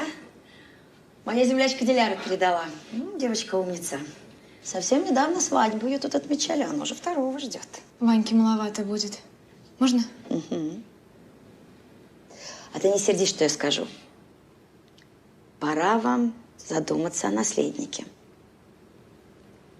Подарить Адилю сына. Адиль сказал, что не хочет торопиться с ребенком. Катя. Он не хочет, захочет. Я-то думала, ты его подтянешь к семье, к нашему делу. А он вообще дома перестал появляться, торчит в своем дурацком клубе. Ну, почему сразу дурацком? Мы же в нем ни разу не были. А он уже носится с ним второй год. А деньги на обустройство почему-то у меня занимает. Катя, ну а как у вас с этим вопрос? Адилю сейчас не до этого, и мне тоже. Вы сами видите, во сколько я встаю и во сколько ложусь. Милая, послушай, так не пойдет. На мне тоже, когда Адилька родился, и дом висел, и хозяйство. Старуха-свекровь тоже на мне была. И это, между прочим, все без водопровода, с печным отоплением. Но я мужа всегда королевой встречала. Нарядная, с улыбкой на лице. Дом, семья, работа – это для мужчины все само собой ты делаешь. Он не должен понимать, чего это тебе стоит. Для него важное одно – чтобы жена его встречала радостно и была для него самой красивой. Мы с Адилем семья. И я уверена, что он понимает, как мне тяжело. Ну да. Только ночью он в клубе проводит, а не с тобой.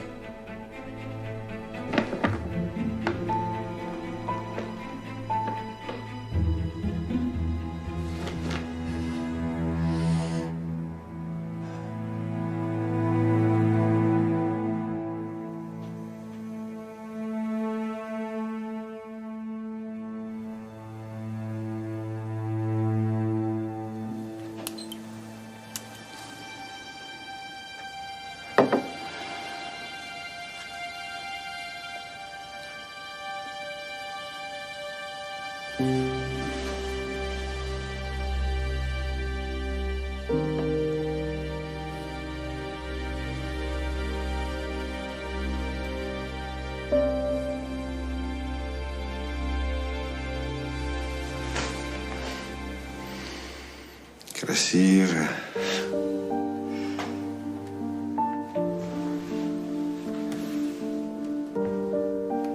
Ты выпил? Был трудный день. Я выпил пару виски. Теперь хочу расслабиться со своей любимой женой. Ты в таком состоянии сел за руль? Я ехал очень медленно. Ну иди ко мне, не будь занудой.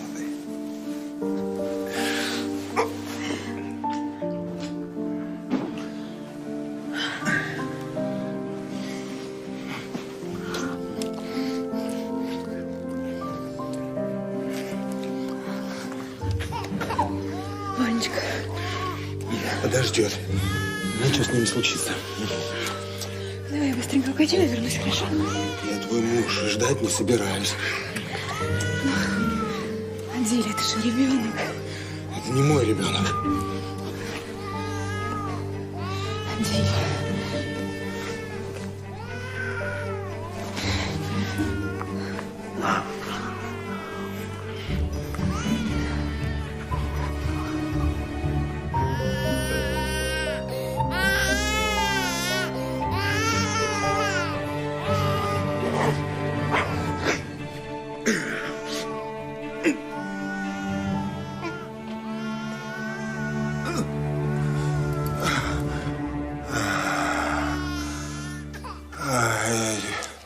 Теперь иди заткни его. Я хочу спать.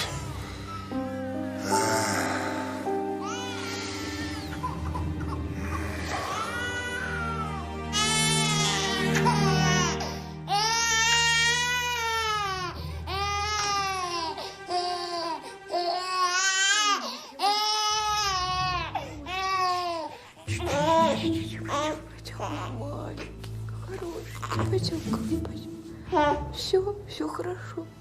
Пою, баюшки, пою, не ложись на краю.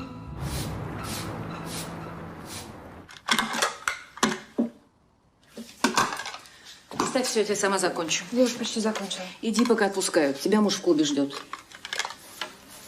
В клубе? Что случилось? Да мне откуда знать. Велел тебе срочно вызвать такси и ехать к нему. За ребенком я посмотрю. Срочно? Может, правда что-то случилось?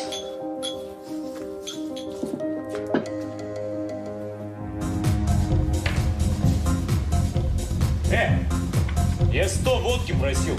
Нет, вы же говорили 50 текилы. Ты поспорить со мной хочешь? Нет. Какая-то проблема? Да бармен твой урод. Я просил 100 водки, мне 50 текилы дают. Сделаем. Катюша. Привет. Тиль, ты так срочно позвал меня, что случилось? Твой муж по тебе соскучился. Это серьезная причина. Пойдем. Пойдем, Катюша. Еще. Я хотел извиниться за вчерашнее. Загладить свою вину. Ты бы хотя бы предупредил, что здесь такое. Я бы переоделась. Ты и так прекрасна. Только одного не хватает.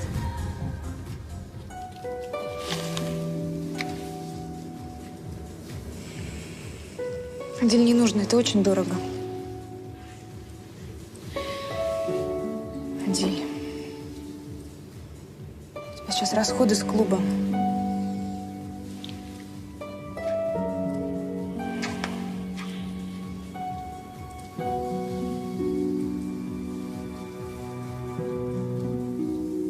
За мою красавицу жену?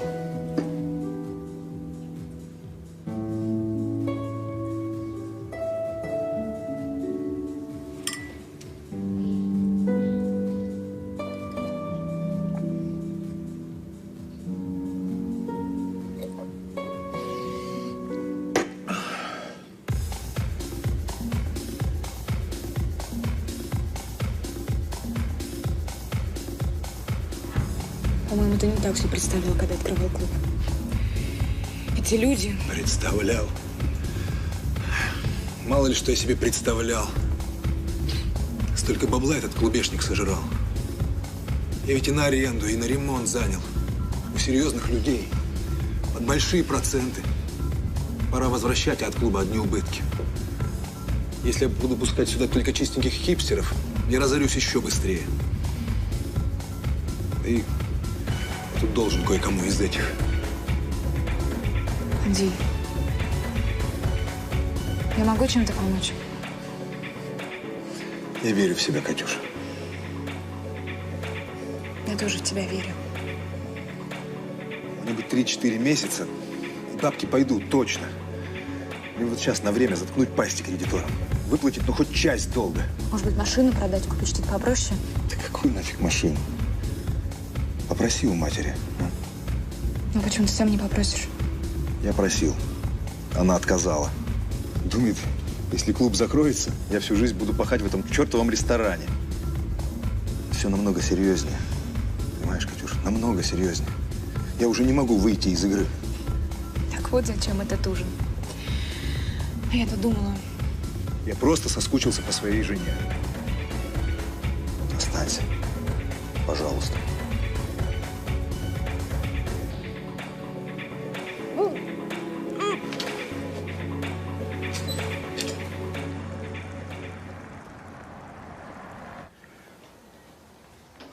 Ну ты как? Уверена, что не нужно вызывать врача? Да я и без врача все знаю. Вот.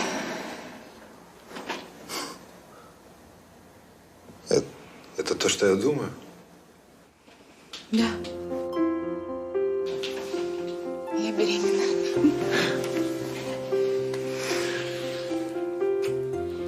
Ты рад? Главное, мама будет рада. Ну, конечно, рад. Иди ко мне.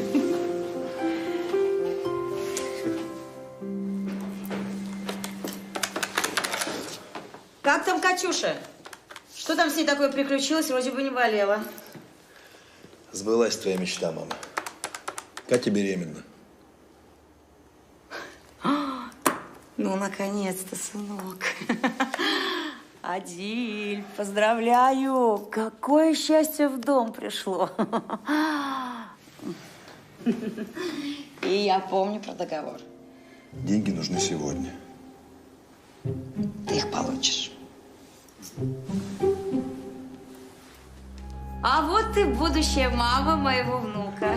Наконец, у нашей фамилии будет наследник.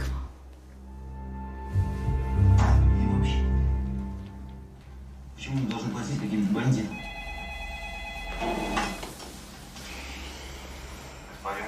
Я соскучилась. Не надо, не заводи меня. Тебе ведь нельзя сейчас. Почему? Корнеев, слушай. Доктор сказал, что не возбраняется. Женщина вообще не должна первая предлагать. Я когда захочу, дам сам тебе знать.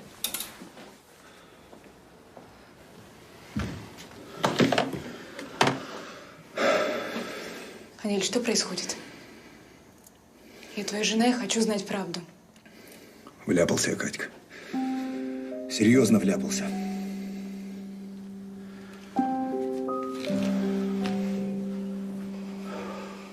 Ну ничего, твоя мать ведь тебе должит денег.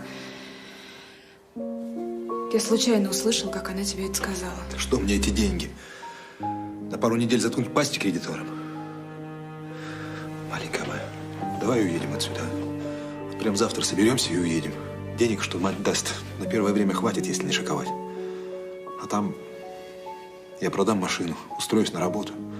Доберемся до какого-нибудь южного города и заляжем на дно. А? Или если так все серьезно, может быть, Розе все скажем или в полицию обратимся. Да какая полиция, дура? Мила, Катюш, мы же одна команда. А? Зачем тебе этот ресторан? Все время жить по указке матери? Я никуда не поеду. У меня Ванька. И скоро будет малыш. Ваньку твоего можно тут оставить, с мамой. Ты не волнуйся, она его не бросит. У Занчуриных в семье никогда детей чужим не отдавали. Она этим гордится. А с беременностью можно ведь решить вопрос. Срок ведь еще маленький, ты сама сказала.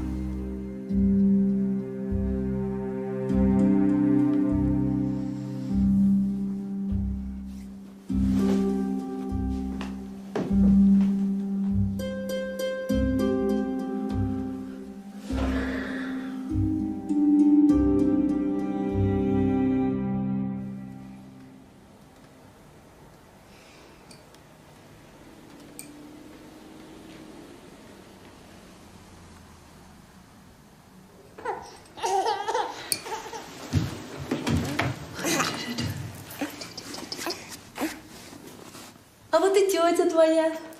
Ты кто? Почему взяла ребенка без спроса? Я Гуля, ваша няня новая. Он проснулся рано, я взяла его на прогулку, а потом покормила. Роза Салиховна все время берет овощи у моего папы. Вот и договорились, что я буду у вас работать. Вам не нужна няня, я сама прекрасно справляюсь. Да что вы, у вас же скоро свой ребеночек будет. Замучаетесь без помощницы. Вы не смотрите, что я такая молоденькая. У меня у самой 5 сестренок и братишек. Я их всех сама выненчила. Так что с детками я умею обращаться. А Ванечка такой спокойный и хороший малыш, на вас похож. Ты, кажется, первая, кто кроме меня его хвалит. Да ладно, не может быть. Мне кажется, вы обманываете.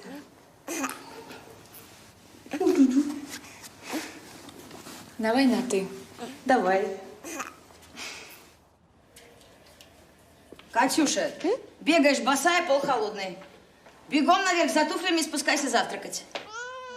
Хорошо, сейчас переоденусь. Все в сборе? Доброе утро. Свет, покушай, дорогой. Ты совсем похудел, побледнел с этим бизнесом. Ну, не волнуйся, тетя Наиля, я в клубе поем.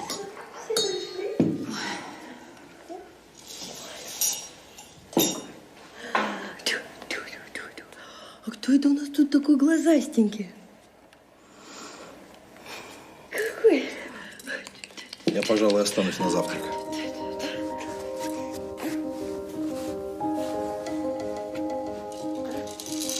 Ты чего такая мрачная? Ничего, просто я сегодня прием у врача, немного волнуюсь. Все будет в порядке. Ты у меня крепкая.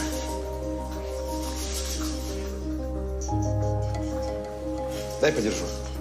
Помоги матери.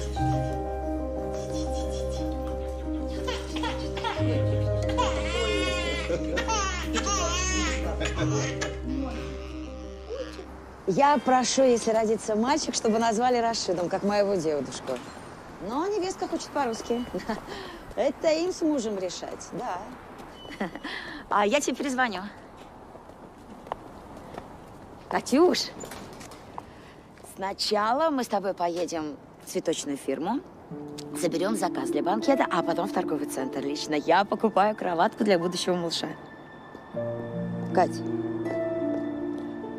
врач сказал что-то плохое?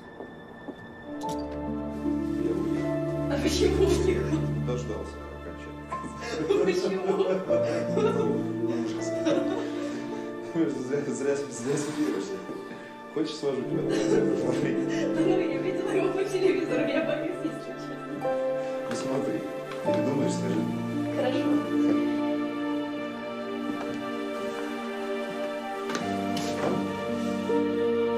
Что случилось?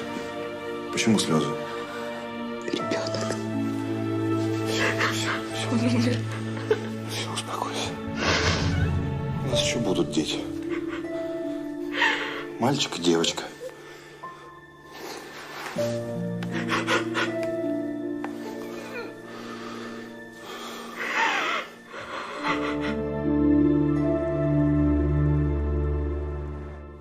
Катюш, знакомься.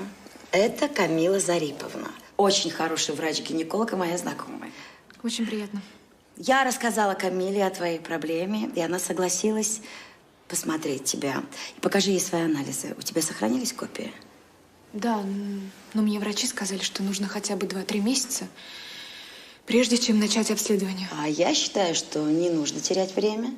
Надо попытаться найти причину.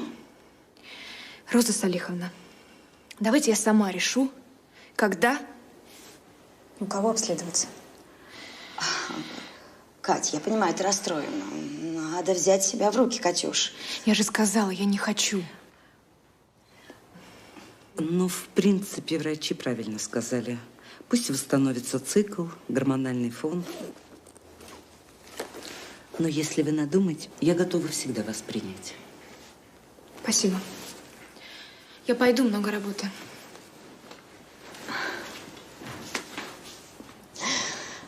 Спасибо, Камила, что приехали. Что ты себе позволяешь? В чем я опять провинилась? Она еще спрашивает. Я договорилась с серьезным человеком. Заставила ее приехать ни свет ни заря. Ты кочевряжешься? Камила вежливый, интеллигентный человек, она не покажет свои обиды. Но если она обиделась, то завтра все узнают, какая невестка у Занчуриных. Мне только ленивый не сказал, что я должна была женить своего сына на ком-то из наших. Все меня пугали, что русские девушки перекати поле, они не знают, чего хотят. Но я-то думала, что ты совсем другая. Я-то думала, что ты предана семье, а теперь ты показываешь свое истинное лицо. Я думала, мы с Адилем семья, и вы сами вправе решать, что делать и как жить. Да если бы Адиль сам все решал, то сын твоей сестры давно бы был в детдоме. А сама бы ты с утра до ночи бесплатно пахала бы в его клубе. Зачем вы так об Адиле? Он не такой. Адиль мой сын, и я его лучше знаю, чем ты. Сын – это единственное, что могло бы образумить Адиля. Но ты меня подвела. Что? Ты так беспокоилась за благополучие своего племянника, что не хотела этого ребенка по-настоящему. Не береглась. И вот случилось то, что случилось. А теперь ты даже отказываешься лечиться. Я сегодня же попрошу Адиля забрать Ваню и съехать из этого дома. Теперь я понимаю, почему Адиль-то хочет отделиться от вас. Но только почему ты не можешь себе этого позволить?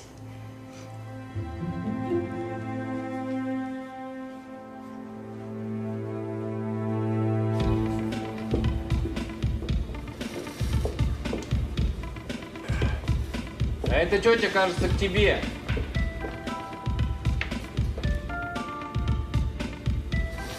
Мама, ты что здесь делаешь? Да, вложился ты сюда как следует. Только посетителей, я смотрю, не густо. Ты бы в пятницу пришла. В пятницу вечером тут не протолкнуться. Ну, жалко, что пятница не каждый день, правда? Наша прежняя договоренность сорвалась. Я хочу предложить тебе новую сделку.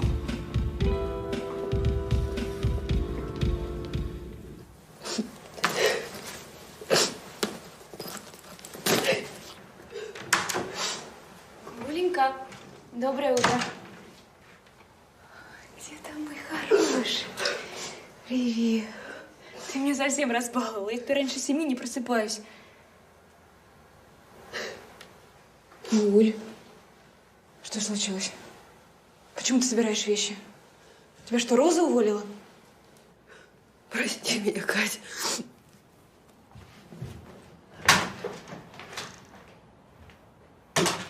Десерт у них там какой-то особенный, его привезут через час после начала банкета. Узнай, как хранить. И позвони Зинату, скажи, чтобы купил большие тарелки. Простите за опоздание. Сколько можно спать? Там Гуля плачет, вещи собирает. Вы ее уволили? Гуля месяц поживет со своей семьей. Неприлично, чтобы невеста до свадьбы жила в доме жениха. Не поняла? Но раз ты не хочешь рожать, Адиль решил взять себе вторую жену. Он мусульманин. Тебе, как известно, у нас это разрешено. Это шутка? Я не умею шутить. Адиль никогда не пойдет на такое. А ты спроси его сама.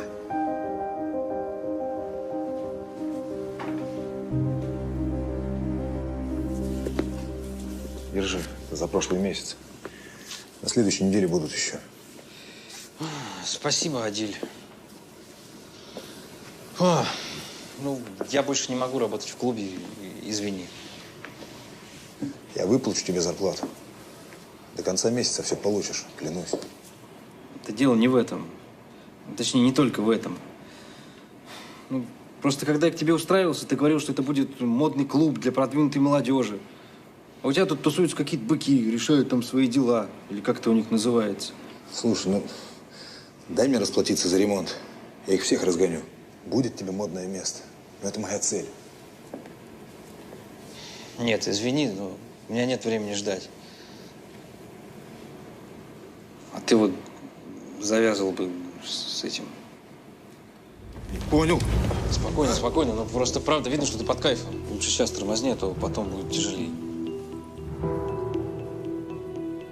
Какого хрена ты тут делаешь? Не видишь, я занят! Я пришла поговорить о Гуле. Роза сказала, ты хочешь взять вторую жену. Адиль, скажи, пожалуйста, что это неправда, что она со зла это сказала. Девочка моя, я люблю тебя и только тебя. Но мать уперлась с этим наследником. И только если будет ребенок, готова дать мне деньги. Понимаешь, а без денег я труп. Понимаешь ты это или нет? Продай к чертям этот клуб. Продать клуб? Нет, тут ты дура или прикидываешься? Они серьезные люди. Они ждать не будут. Понимаешь, не могу я сейчас пойти против матери. Придется тебе смириться. Это все ради нас, малыш. У меня скоро выгорит одно дельце, и мы пошлем их всех и уедем отсюда далеко-далеко.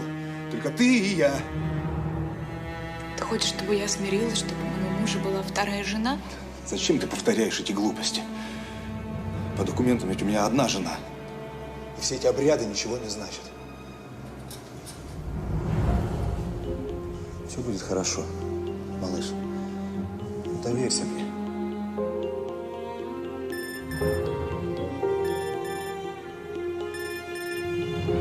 Да.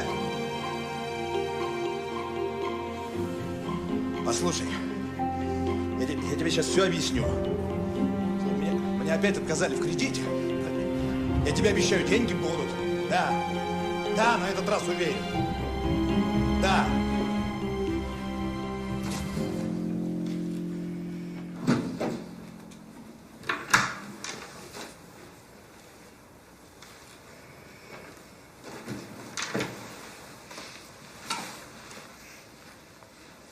Ну и куда ты собралась? Я ухожу от мужа и подаю на развод. Что? Ни о каком разводе не может быть и речи. В нашей семье не разводятся. Я не думаю, что отдельно это согласится. Но для начала я просто уеду отсюда. Куда ты поедешь? Тебе некуда идти. Это уже не ваша забота.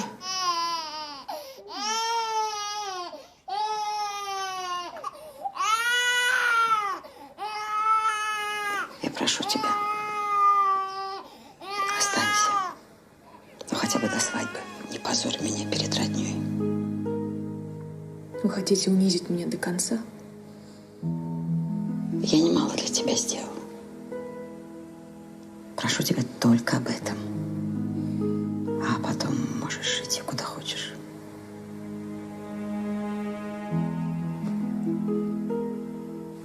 Хорошо. Я выполню вашу просьбу.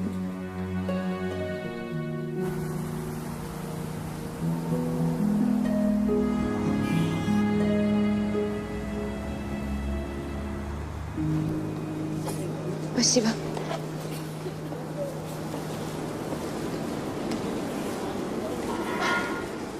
Здравствуй, Катюша. Ты так похудела, я тебя не узнала. Здравствуйте, Роза Салиховна. А Ваня где? С соседкой. Я снимаю квартиру с такой же мамой. Ну, пока одна смена отрабатывает, другая с ними сидит. Ванечка, наверное, уже вырос. Ну да, ведь столько времени прошло. Я боялась, что ты уехала к себе домой. Я собиралась, но там не найти работу с маленьким ребенком. Вы пришли, что-то случилось? Я пришла попросить у тебя прощения. С тех пор, как ты уехала, у нас все в доме пошло под откос. Адиль стал приходить домой пьяный или даже под какими-то препаратами, пропадал по несколько дней. Он вытащил из меня все мои сбережения, все. Я совершила огромную ошибку, Катя. Я обидела тебя, заставила уйти. Я думала, ты мне поможешь заставить сына взяться за ум. О твоем счастье совсем не думала. Ну, а теперь все изменилось. Я выгнала Адиля. Выгнали? За что? Он почти сразу стал вести себя с Гулей недостойным мужчиной. Я видела у нее синяки, а однажды он при мне набросился на нее. Бедной девочке чуть не случился выкидыш. У нее сложная беременность. Она ждет двойню. Он уже несколько месяцев нам не звонит. Я ему не звоню. Я совершила ошибку. Я заставила сына жениться на нелюбимой, а тебя вынудила уйти из дома твоего мужа. Всех сломала. Катя,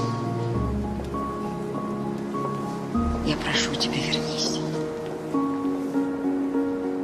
Без тебя весь дом разваливается. Я не знаю, смогу ли я вернуться.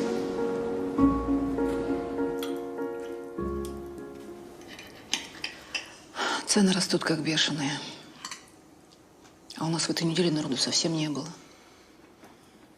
А скоро еще налог платить. Ой-ой-ой.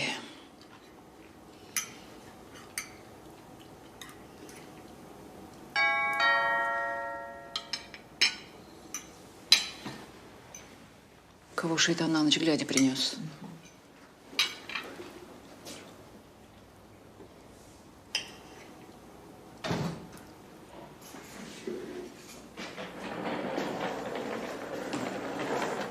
Кто там приходил?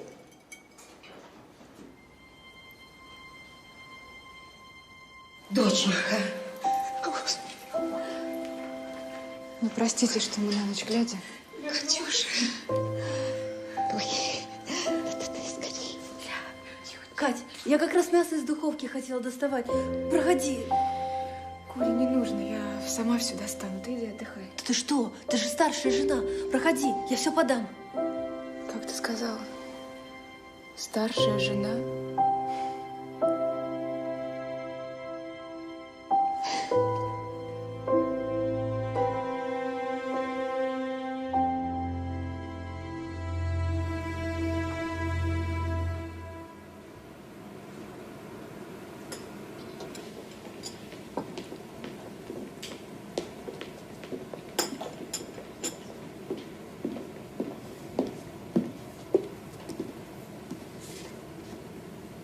Здравствуй, мама.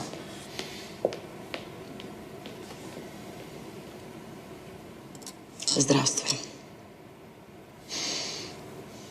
Значит, Катя вернулась. Да. Но если мы ее снова обидим, она уйдет. Я ее больше не обижу никогда. Если бы я тогда не пошел у тебя на поводу с этим вторым браком, то сейчас, возможно, все было бы иначе. По телефону ты сказал, что хочешь вернуться. Если ты приняла блудную дочь, может, примешь и сына? Не сравнивай ее и себя. От Кати мы видели только хорошее. Это я ее обидела и вынудила уйти. Но ведь она простила тебя. Может, ты меня простишь? Я разрешу тебе вернуться, но только при одном условии. Каком? Я найду врача, и ты ляжешь в клинику. Тебе нужно лечиться, Адиль. Хорошо.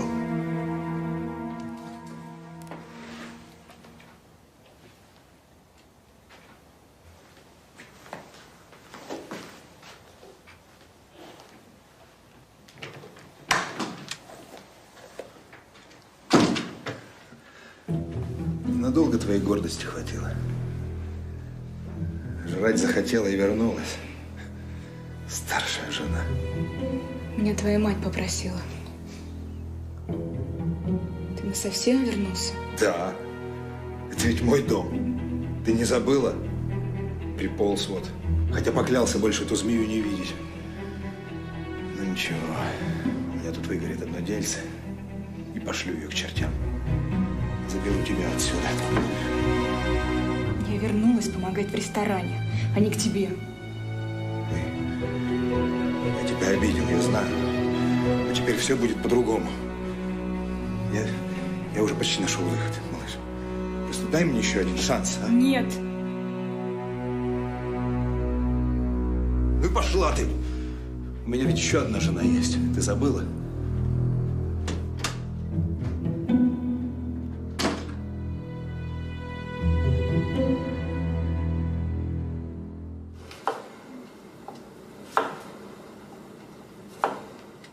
Доброе утро. Что у тебя с лицом? Ничего, просто ударилась. Ты что, Адиль? Ты куда это так рано вскочила? А ну-ка давай-ка. Сегодня очень Давай-ка много работы, вернись надо в Кате постельку. помогать. Вернись Нет. в постельку. Катерина тут совсем справится. Ты чего это? Вздумала мужа не слушать? Адиль, пожалуйста, Ну, не я надо, тебя накажу. Пусти ее, пусти, я сказала. Ты что, не видишь, ей плохо? Пусти, я все расскажу Розе. Ты что, Кать? Я же шучу. Ты что, шуток не понимаешь, что ли? Пойдем, любимая. Гуля мне нужна на кухне, а ты иди пока проветрись перед завтраком.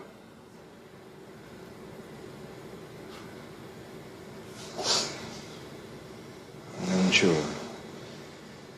Я тебе напомню, кто тут хозяин.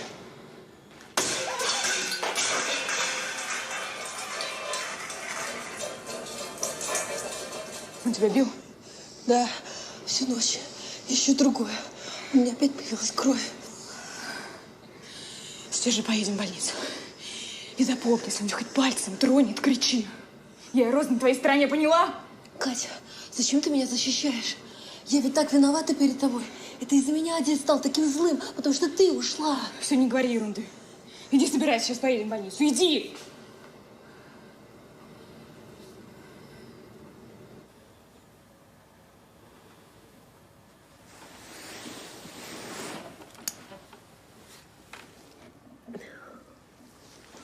Адель.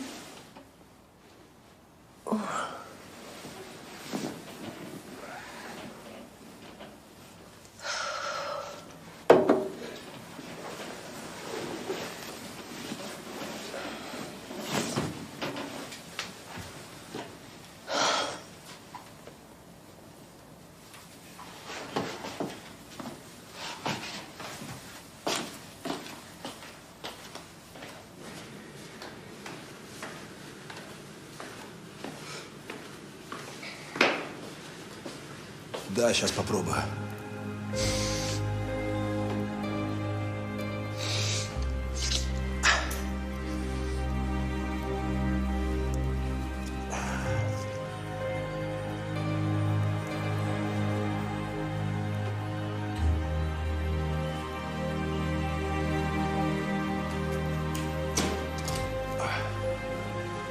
Тут у меня народу полно, опасный товар хранить. Так что быстрее посылайте покупателя. Я понял. Пойдем.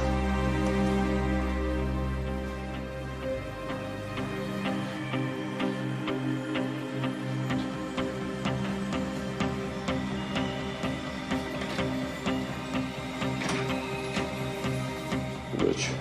Давай, счастливо.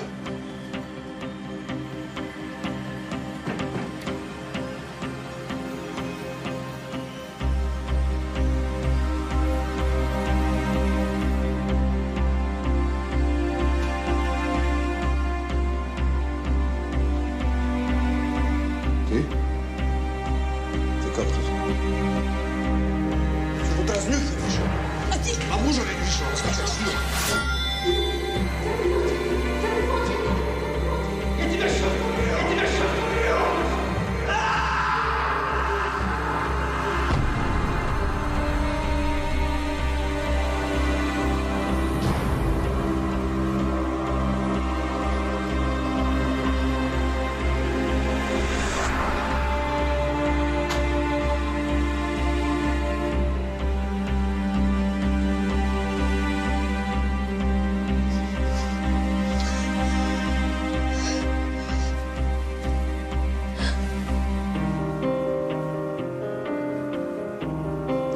Катя.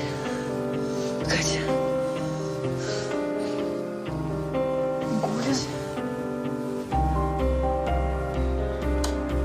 Что случилось?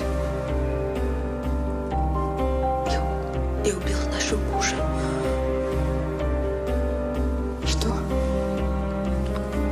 Он мертв. Я убила его.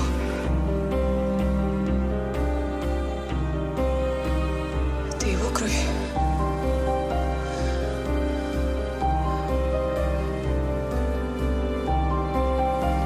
Нет. Это моя. Моя.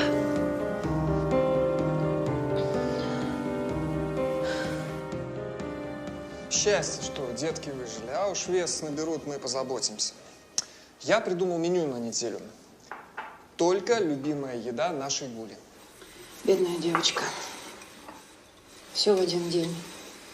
И Адиль с разбитой головой, и сама чуть детей не потеряла. Адилька наша бедная. Почти 2 месяца как в коме. Увидит ли он своих малышей? Телефон. Алло?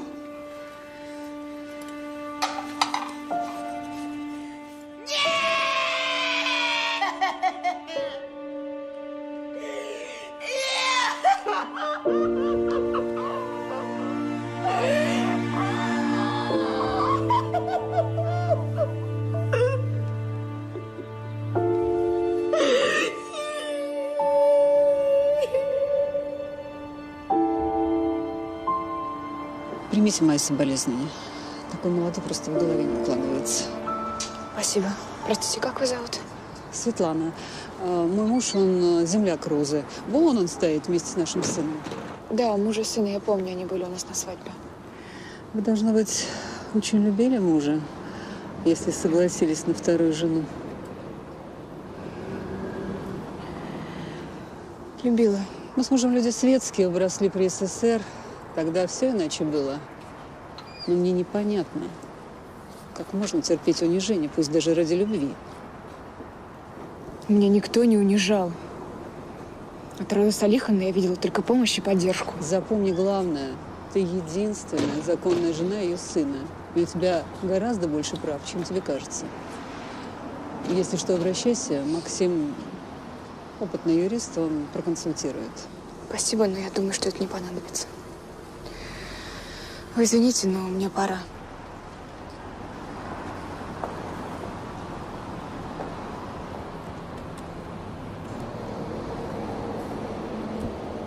Люка, пойдем домой. Это я убила его. Я убила нашего мужа. Это был несчастный случай. Адель был под наркотиками, полиция это подтвердили. Он упал и ударился головой. Так все и было. Мне не нужно было сопротивляться. Я должна была покориться судьбе. Коля, ты боролась за свою жизнь, за жизнь своих детей. Ты имела на это право. Пойдем в дом, нас все ждут.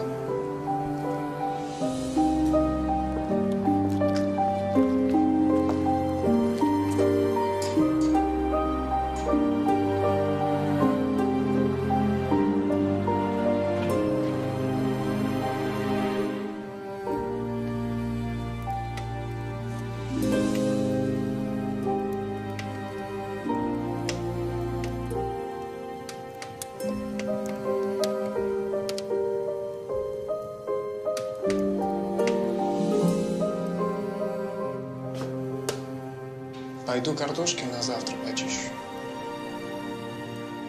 Я сейчас приду, помогу. Дела никто не отменял.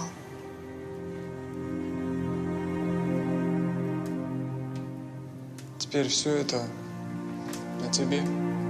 Ты стала главой семьи. Дом и ресторан принадлежит Розе. Значит, она и глава.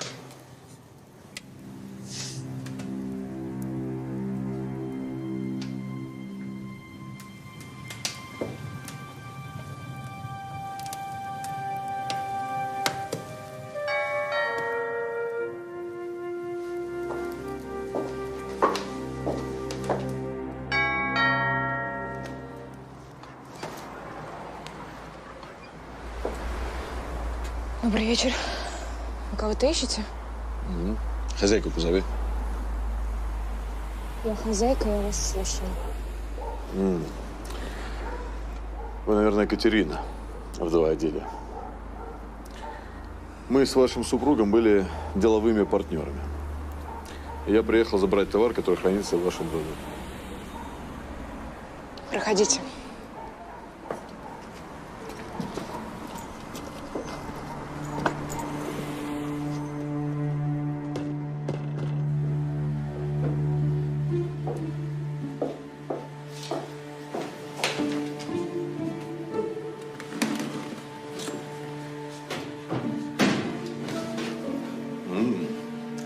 А вы хорошо осведомлены.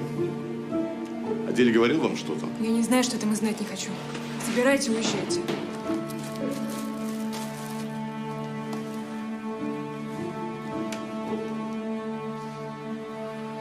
Тут не все. Не хватает одного пакета. Я же сказала, что ничего не знаю.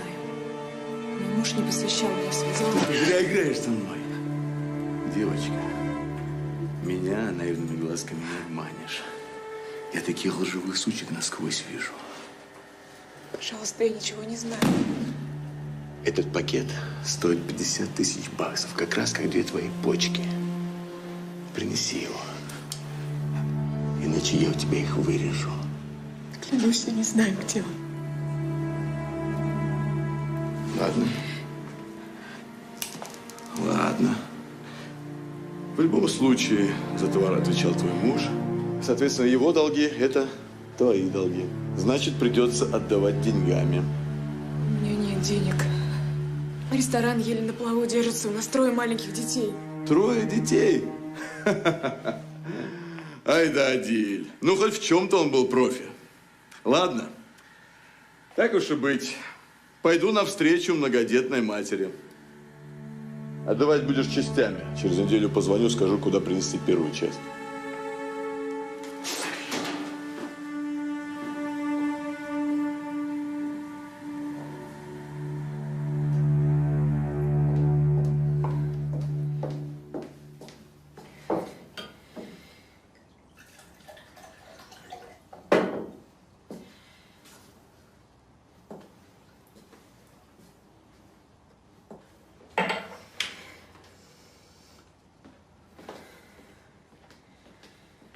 Кать, что случилось? Ты заболела? Ты вся бледная. Давай, рассказывай. Тут кейс в подвале. За ним приезжали какие-то бандиты. Сказали, что одного пакета не хватает. И что нам, то есть мне теперь нужно отдавать за него деньгами.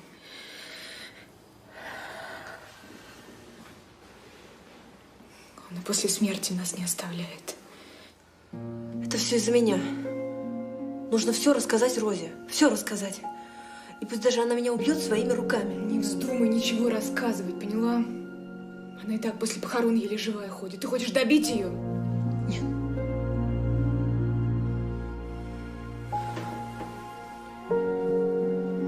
Как-нибудь сами выкрутимся.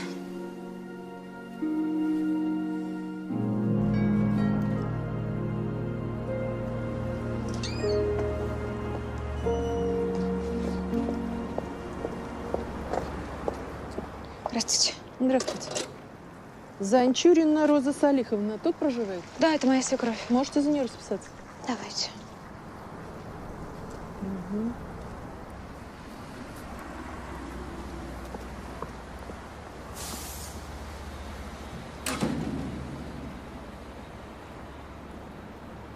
По спинке погладь. Фух, только уложила. Наконец-то уснули. Ой, какой большой мяч. Ко мне дай мяч. Тут письмо на ваше имя из какого-то гаранжевого. Прочитай, пожалуйста. А давай по спинке гладь. Настоящим вас уведомляем, что компания-застройщик «Гарант Жилье» является победителем тендера на строительство многоэтажного жилого квартала в вашем районе. Обязуем вас в течение месяца освободить помещение по адресу. Здесь наш адрес. Как освободить? Сумма компенсации составляет 2 117 300 рублей за дом и придомовые постройки. Я ничего не понимаю. Какая компенсация за что? Они хотят снести наш дом и построить многоэтажку. Нет, ну ни за что. Дом придомовой постройки. Здесь написано, что земля по дому принадлежит городу. Это так? Да не знаю я. Здесь раньше поселок был, в этом доме почта.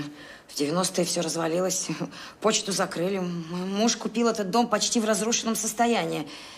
Не, ну, мы столько всего пережили, чтобы здесь привести все в порядок. Нет. Пока я жива, я дом не отдам. Генеральный директор Берзарин. Сволочь, а! Он что, нас хочет выгнать отсюда, а? Ой. Ой. Оля, все хорошо. Съезжу к этому Берзарину. Пускай знает эта Шарашкина контора, с кем связывается. Вы приготовьте документы. Да. А я переоденусь. Документы. Документы. Это мне наказание. Все бандиты на нас.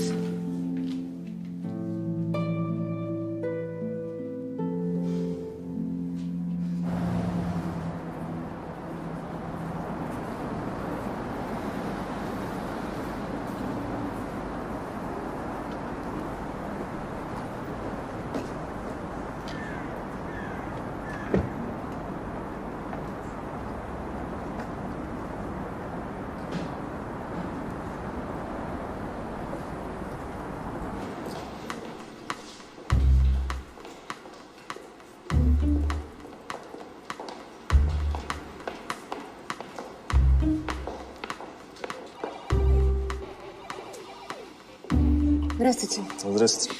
Я получила письмо от компании «Гарант Жилье». Хотела бы... Пропуск заказывали?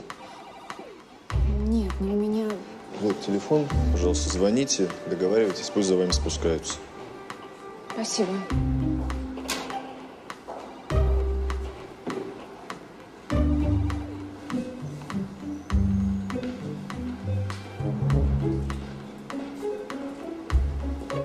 Добрый день.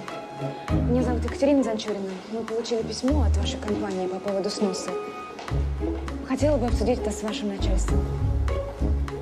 Подождите, ну я...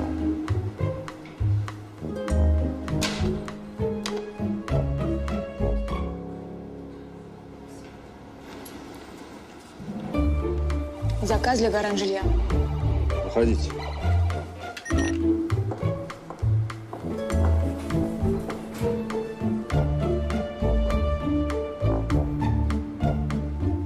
Ну что, вечером к тебе. А жена? А что жена? Жена не стена, подвинется.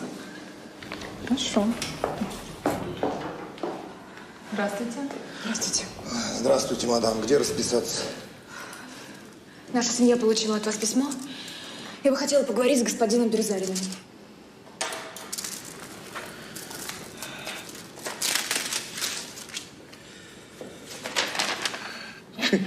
А о чем тут говорить? Тут же все написано. Освобождайте помещение. Это вы, господин Берзарин? Девушка, Берзарина нет и будет не скоро.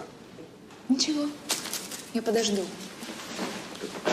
Одну минуточку. Девушка, вот, да вас кто сюда пустил? А ну-ка покиньте помещение немедленно. Я не уйду, пока не поговорю с Берзариным. А кто-то меня спрашивает? Здравствуйте. Да вот девушка по поводу сноса в зеленом квартале. У них там какой-то сарай. У нас не сарай, а дом и ресторан. И если вы считаете, что вы сможете нас так просто выселить, то вы ошибаетесь. Так, все, я вызываю охрану. Так, стоп, не надо никакой охраны. Я пока ничего не понял. Давайте в мой кабинет пройдем. Я там документы ваши посмотрю. Вот этот курьер, знаешь?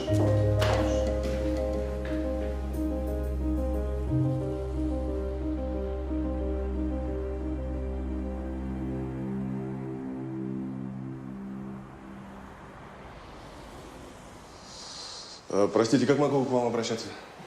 Катя. Катя, чай, кофе. Документы на дом у вас с собой? Да, пожалуйста. Так. Ну, у вас очень интересные документы на право собственности. У вас здесь по документам одноэтажное строение. У вас там сколько этажей? 3, да? Ну, свекровь построила все за свои деньги. На это есть разрешение. А почему вы ко мне пришли, а не она? А какая вам разница? Это наше общее дело. Она плохо себя чувствует. Катя, вот. Это мое последнее предложение. И то с учетом того, что семья теряет бизнес. Вы меня не поняли. Мы не собираемся отступать. Я почему-то думал, что вы умнее.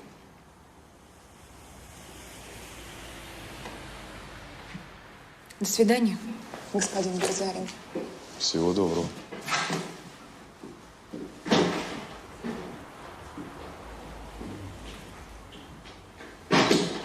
Ну ты как? О чем разговаривал с этой сектанткой? Катя. Ты понимаешь, у меня такое ощущение, что я эту голубоглазую девушку уже где-то видел. Да? Да.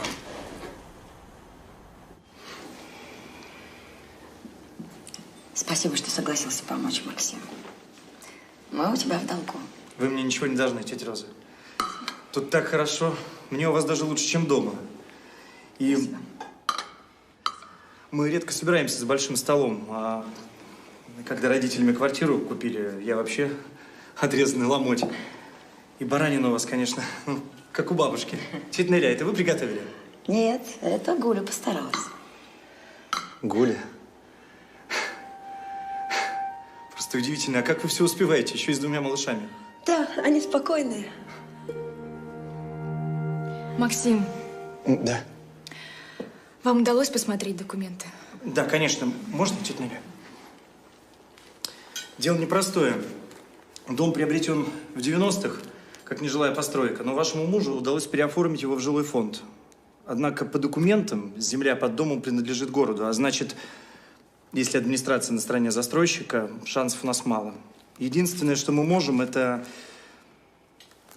собрать подписи жителей района в поддержку ресторана и против строительства на его месте жилого комплекса. Завтра же начну обходить район. Вряд ли они нас поддержат. Мы здесь 100 лет живем, а все равно чужие. Большинство из них ни разу не было в нашем ресторане, думают, что здесь грязно, дорого и невкусно. У меня есть идея. Стасик, иди покатайся. Алинка, аккуратнее.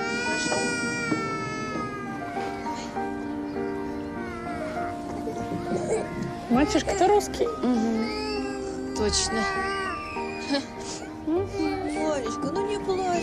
Сейчас пойдешь. Стас, на карусельке покатайся с девчонками. Какой у вас сыночек симпатичный. Глазки у него такие голубенькие-голубенькие. Спасибо большое. Ванечка мне действительно как родной. Но это не мой сын. А чей? Старшей жены моего покойного мужа. А вы, получается, младшая жена? Ну да. А зовут-то вас как? Гуля. Это что ж, как Гюльчатай? Как в кино, что ли? Почти. Гюзель. А близнецов как назвали? Это Айна, это Алмаз. Ну как тебе живется с второй женой? Первая нормально, не заедает? Нет, Катя у нас очень справедливая. Катя? Нет, просто с тобой это все понятно, тебя, наверное, даже не спросили. А вот как ваша Катя на это согласилась? Ну, она увидела, как я много помогаю, и согласилась. Ну, это аргумент. Да. Девчонки, слушайте, может, мне тоже мужу говорить на вторую жену? Ну что, может быть, хоть и на фитнес запишусь? Точно. У нашего ресторана скоро юбилей. Мы приглашаем вас. Это совершенно бесплатно. Приходите. Обязательно возьмите с собой деток. Вкусно и уютно. Спасибо.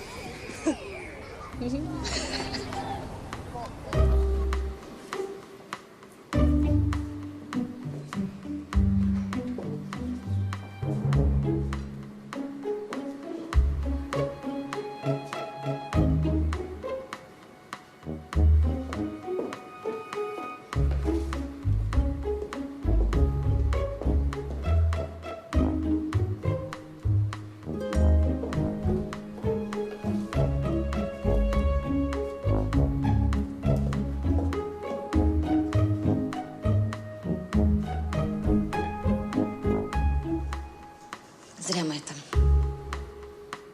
Ничего не выйдет. И уж тем более никто ничего не подпишет.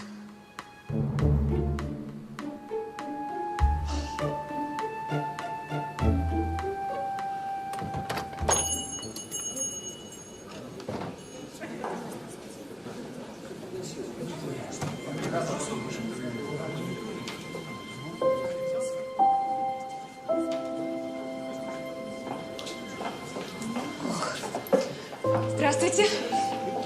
Проходите, пожалуйста. Меня зовут Катя.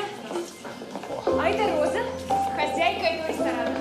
Да, хозяйничают, тут все больше молодые, а мы, так сказать, поддерживаем традиции. Проходите, пожалуйста. Вы присаживайтесь, где вам удобно. Дети пока могут поиграть в детском уголке, вон там. Да? Здесь можно раздеть. Вещи можете сюда. Проходите, пожалуйста. У вас тут мило. Ну, если бы я раньше знала, что у вас есть детская комната. Сюда, нет, я. Да, вы можете тут.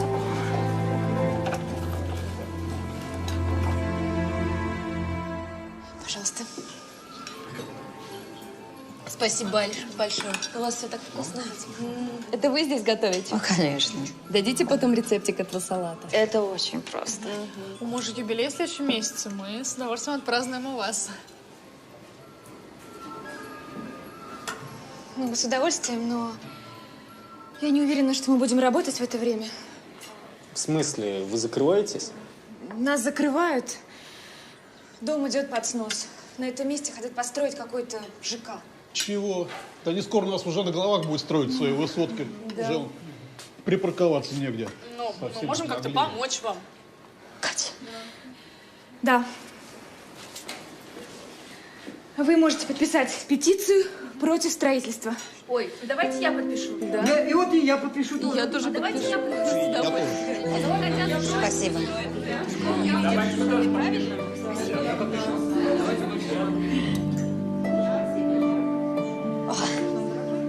Жень, неси нашего вина.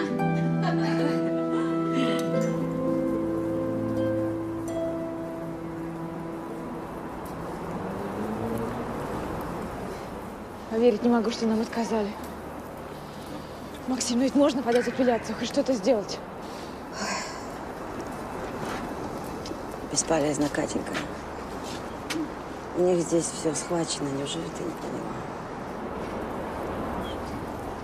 Мне очень жаль, тетя Роза. Мы боролись как могли. Напоминаю вам, в течение 10 дней вы должны освободить помещение. Во-первых, 10 рабочих дней. А во-вторых, мы еще поспорим о сумме компенсации. Пожалуйста, если вам не жалко времени. А что же ваш босс? Даже не счел нужно прийти в суд? А зачем? Он не имеет к этому ни малейшего интереса. И, кстати, девушка, если вдруг вам показалось, что он как-то особенно к вам расположен, это ошибка. Это ваши фантазии. Вы поймите, у нас роли так распределены. Он хороший полицейский, я плохой. Интерес-то у нас один и тот же. И благотворительность в них не включена.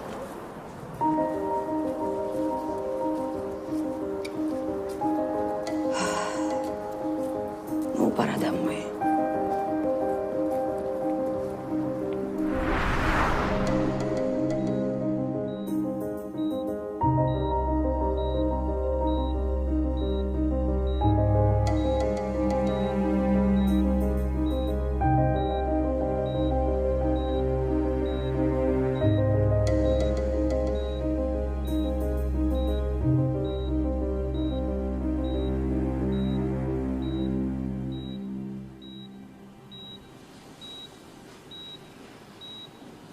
Что случилось?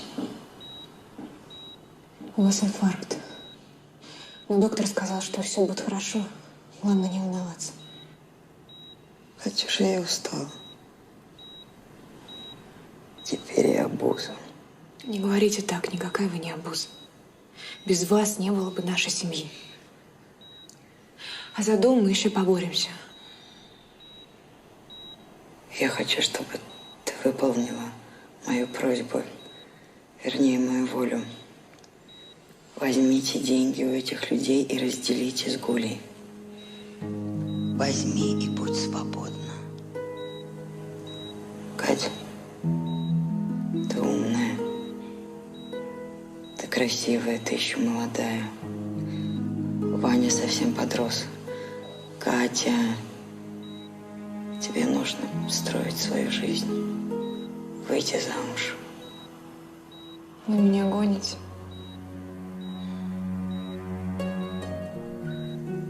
Всю жизнь я пыталась свить гнездо, чтобы всем было хорошо, чтобы дети, внуки жили со мной под одной крышей. Но мир устроен совсем по-другому. Катюша, я устала.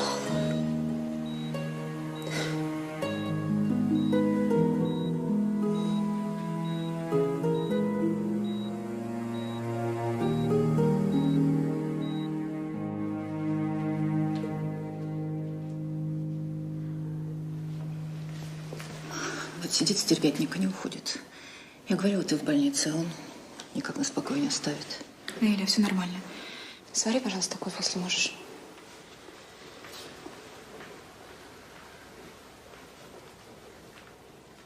Здравствуйте, Катерина.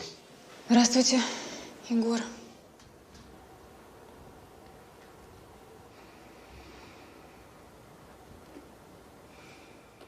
Не ожидала вас здесь увидеть. Еще не все с нас трясли. Кать, ну я вообще не ссориться пришел. Чай и кофе. Ну, кофе, если можно. Неля, сделай, пожалуйста, еще один кофе.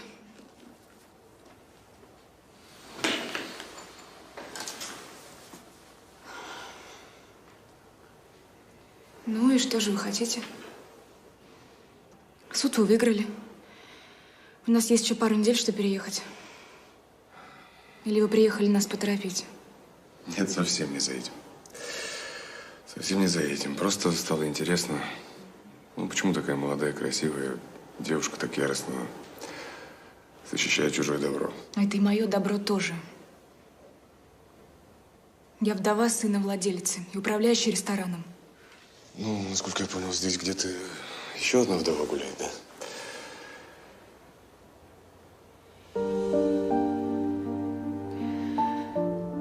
Знаете, когда я осталась одна на улице, без денег, с беременной сестрой-школьницей, мне помогли только Занчурины.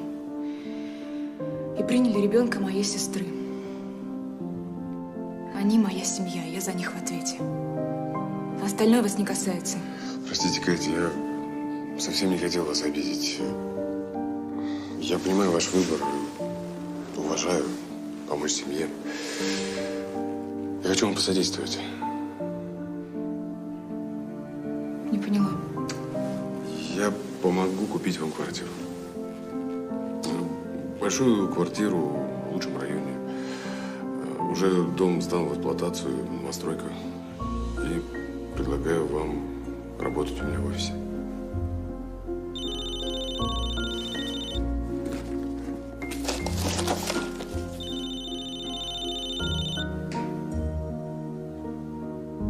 Извините. Да. Я же говорила, что у нас нет денег.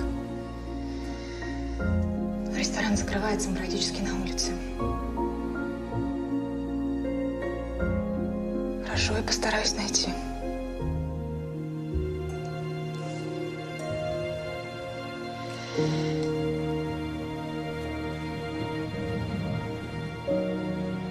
Какие-то проблемы, Катя, я могу помочь?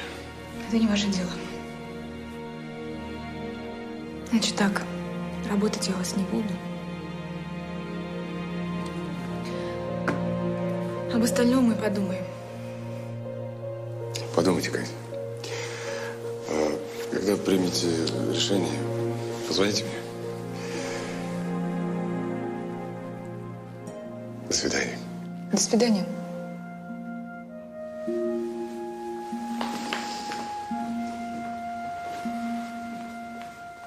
Вот, поешь. Не хотела прием подавать.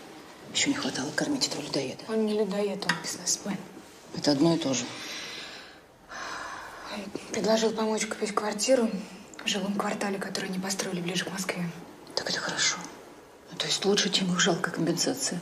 Да, ну, я не представляю, как мы разместимся в этой квартире, даже если она большая. Вы с Гулей и детьми поместитесь, мы с Зинатом поищем какой-нибудь угол. Елена, что вы такое говорите? Мы семья, и мы должны держаться вместе.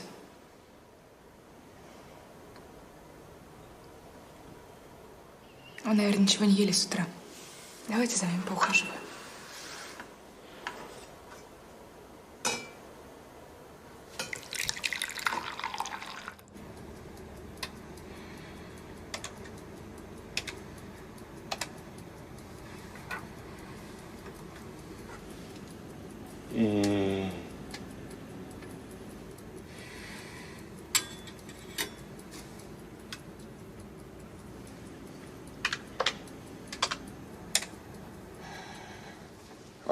Итого 120 790 рублев. Так мало? Камни мы считаем по весу, как металл. Если хотите, я могу все это выставить на продажу. Тогда деньги получите после сделки, ну, за вычетом наших процентов, разумеется. Нет, деньги нужны срочно. Посчитайте еще, пожалуйста, вот это. Не вопрос.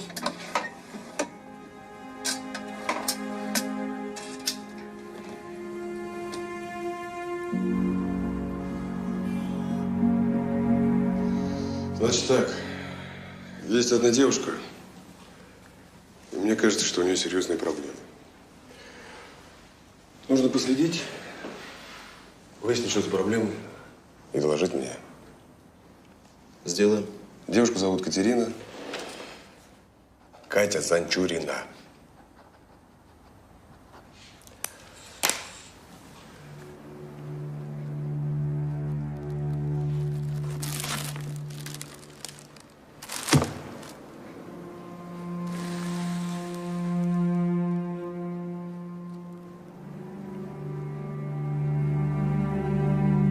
Здесь не вся сумма.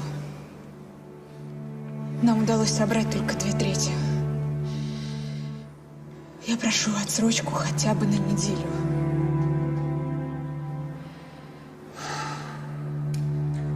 Тебе было велено принести 10-ю часть того, что ты мне должна. Это и есть твоя отсрочка. Нас дом отнимает бизнес. Свекровь лежит в больнице в тяжелом состоянии. Пожалуйста, я прошу вас. Это хорошая актриса. Ты знаешь, я даже почти поверил, что ты не была в доле со своим покойным муженьком. Да. Где товар, шлюха? Куда он его спрятал? Я не знаю, правда. Пустите меня, пожалуйста, я не знаю.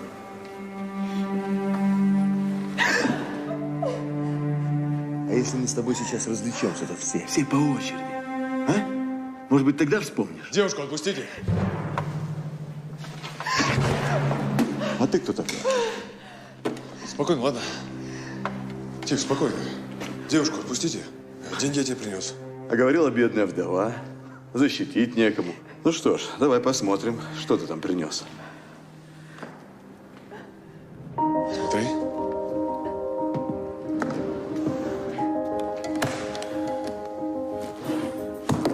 Так. Девушку опусти. Подожди. Деньги, они же ведь любят счет, правильно? Денежки нужно пересчитать, проверить. Ну что, пересчитал?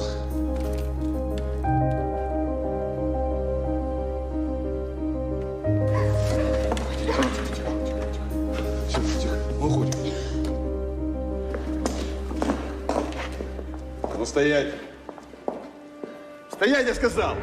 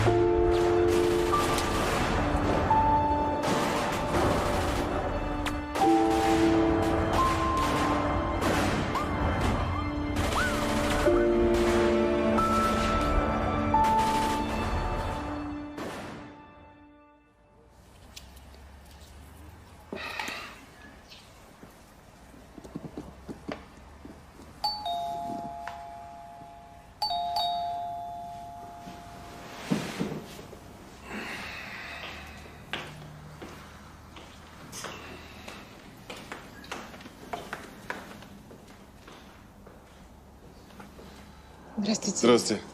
Проходите. Спасибо. В больнице сказали, что вы ушли под расписку. Ну, а что мне там делать-то? Ну, что, таблетки я могу и дома, перевязки. А я вам пирог принесла. Хотела сказать спасибо. Если бы не вы, то… Кать, спасибо за пирог. Давай чай пить, а? С пирогом. Вы знаете, я лучше пойду, не буду вам мешать. Катя, вы пришли меня навещать, да? Ну, то, пожалуйста, навещайте, а? Проходите. М?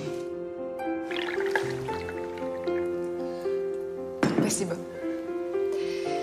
Я была в полиции. Так. Рассказала следователю все, как было. Ну? Нужно было сразу пойти, а я побоялась. Надеюсь, у вас не будет из-за меня проблем. Катерина, у нас из-за вас точно не будет проблем. А этих ребят уже давно надо было посадить, так что вы сделали органам еще и услугу.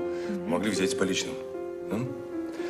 А у меня, у моих парней, только у нас есть разрешение на ношение, и палить не мы же первые начали. Так что это обойдется. Ну да. Да. Катя.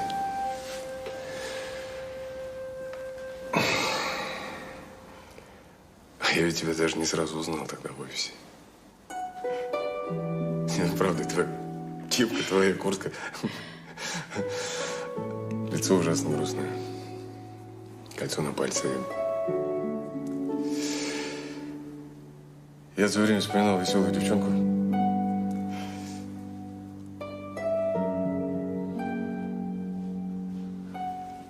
В общем, если коротко, то документ на развод я все-таки подал. Жена вскрыла себе вены, так что далеко я не ушел. Нет, это не из-за нее, это просто сын бы мне этого никогда не простил. Так что еще 2 года было разговоров, клиник, слез.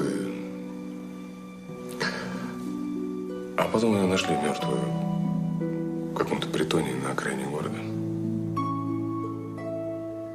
Мне очень жаль. Мне тоже жаль, Кать. Тоже жаль. Сын вот год назад в границу уехал учиться, так что я совсем один остался.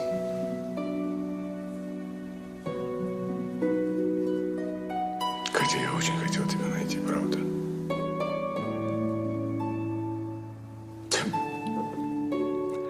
Просто подумал, что ты наверняка, конечно, замужем, наверняка счастлива с мужем, наверняка у тебя все хорошо.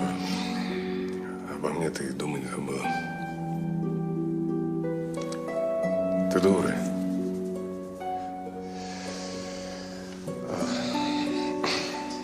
Добрая жизнь любит. У меня для тебя сюрприз есть. Вот, Кать. Что это? А это документы. Это документы на вашу семью, на собственность. Тут, в общем, и на землю, и на ресторан, и на дом. Строить не будем. Невыгодно, кризис. Егор, ну зачем вы и так столько для меня сделали? Кать, я могу хотя бы раз в жизни сделать то, что я хочу.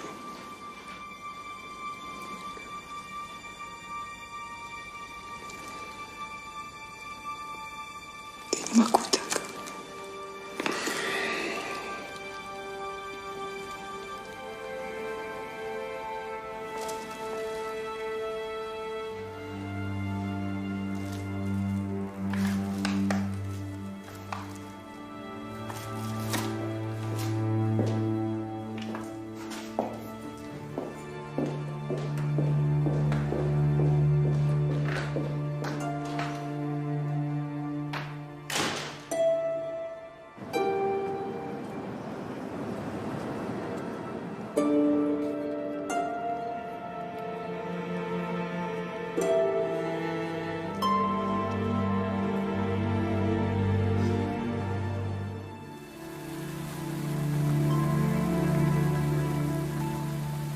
С днем рождения тебя! С днем рождения тебя! С днем рождения, милый Ваня! С днем рождения тебя!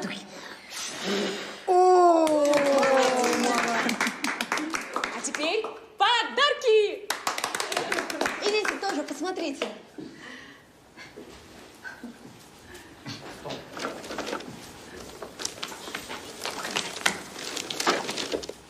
Ух ты, конструктор, как я хотел! Это от Максима.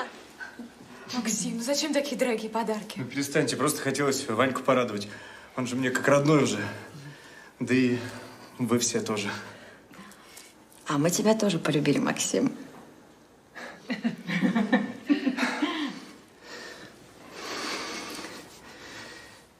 Тетя Роза, вы Гуле заменили мать. И поэтому я прошу у вас ее руки. Если, конечно, сама Гуля не против.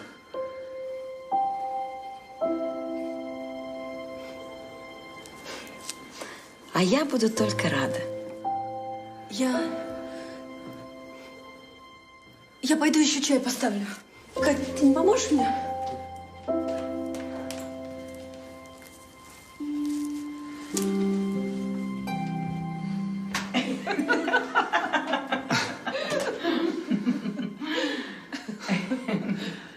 Что мне делать?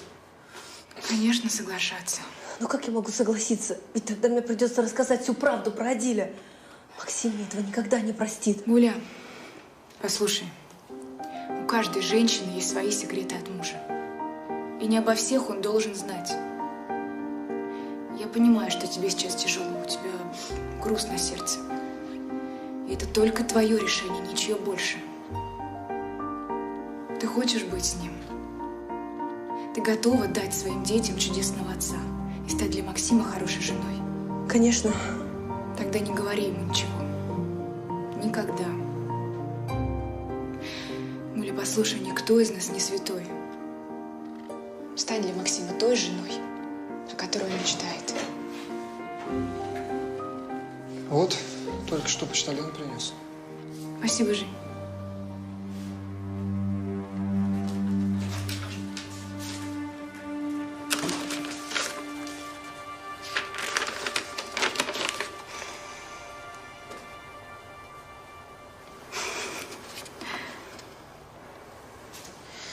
Это от Дашки.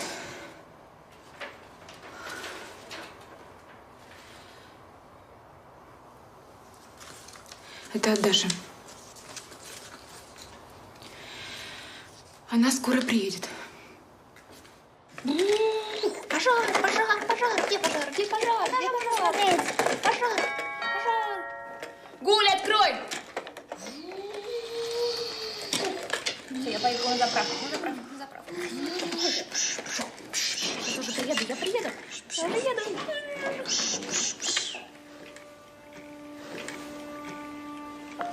Привет. Привет.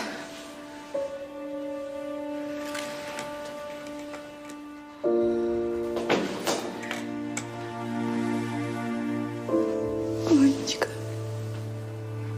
Сыночек.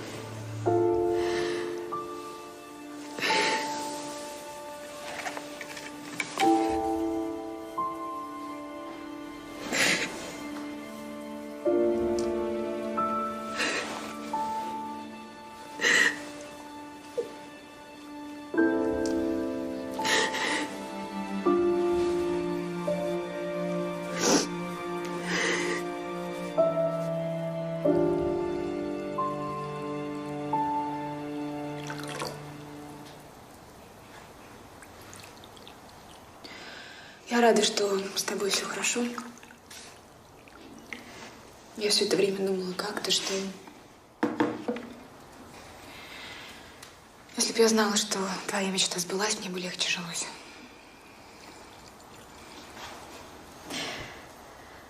До того, как моя мечта сбылась, мне столько всего пришлось пережить. Никому и не расскажешь. Да я и мужу не все рассказала. Хотя он меня, как в том мультике про Шарика, на помойке нашел и отмыл. Подожди, я думала, ты уехал по приглашению кого-то из агентства. Нет. Конечно, разбежались они мне приглашать. Я, Катюш, своими силами. А деньги на билет, гостиницу? А я у старика попросила. Да, у Леонида. Сказала ему, что родила, пригрозила судом. Видела бы ты его рожу в этот момент. Кстати, недавно была на страничке у тети Лизы, у нее новый хахаль. В сынки ей годится. Поэтому Леонид теперь вместо собаки на даче сторожит дом. Знаю прежнюю Дашку. Так он, получается, знает, что у него родился сын. Да, конечно, знает. Но ты не переживай, он ему не нужен. А тебе?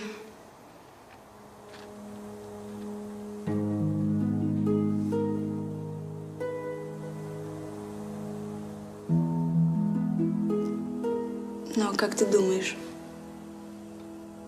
Я мать.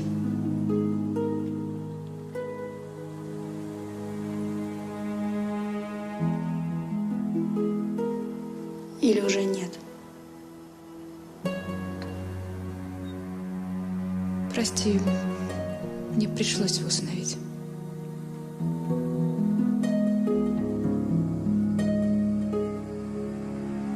Хорошо, я уеду. Ты только привози его почаще, ладно?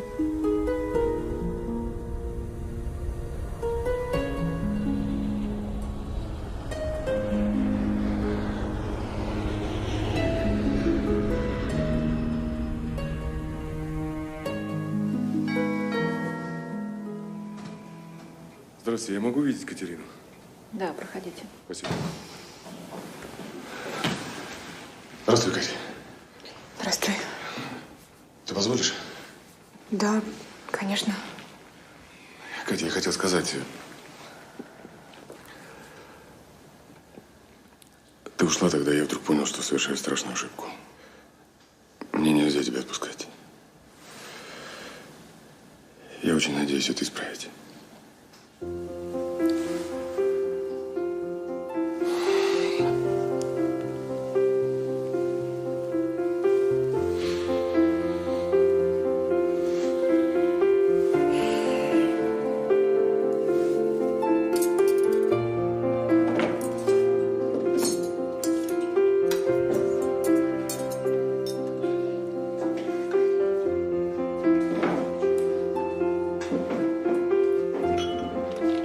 Вот сюда вот это. Молодец.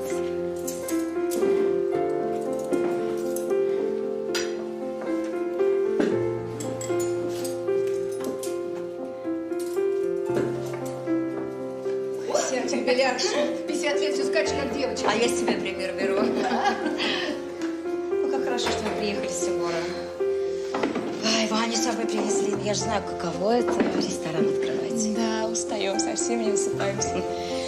Спасибо вам, что собрали нашу семью. Максим, сынок, ну-ка сфотографируй меня с моими детками. Неля! Гуля! Ваня, скорее, все.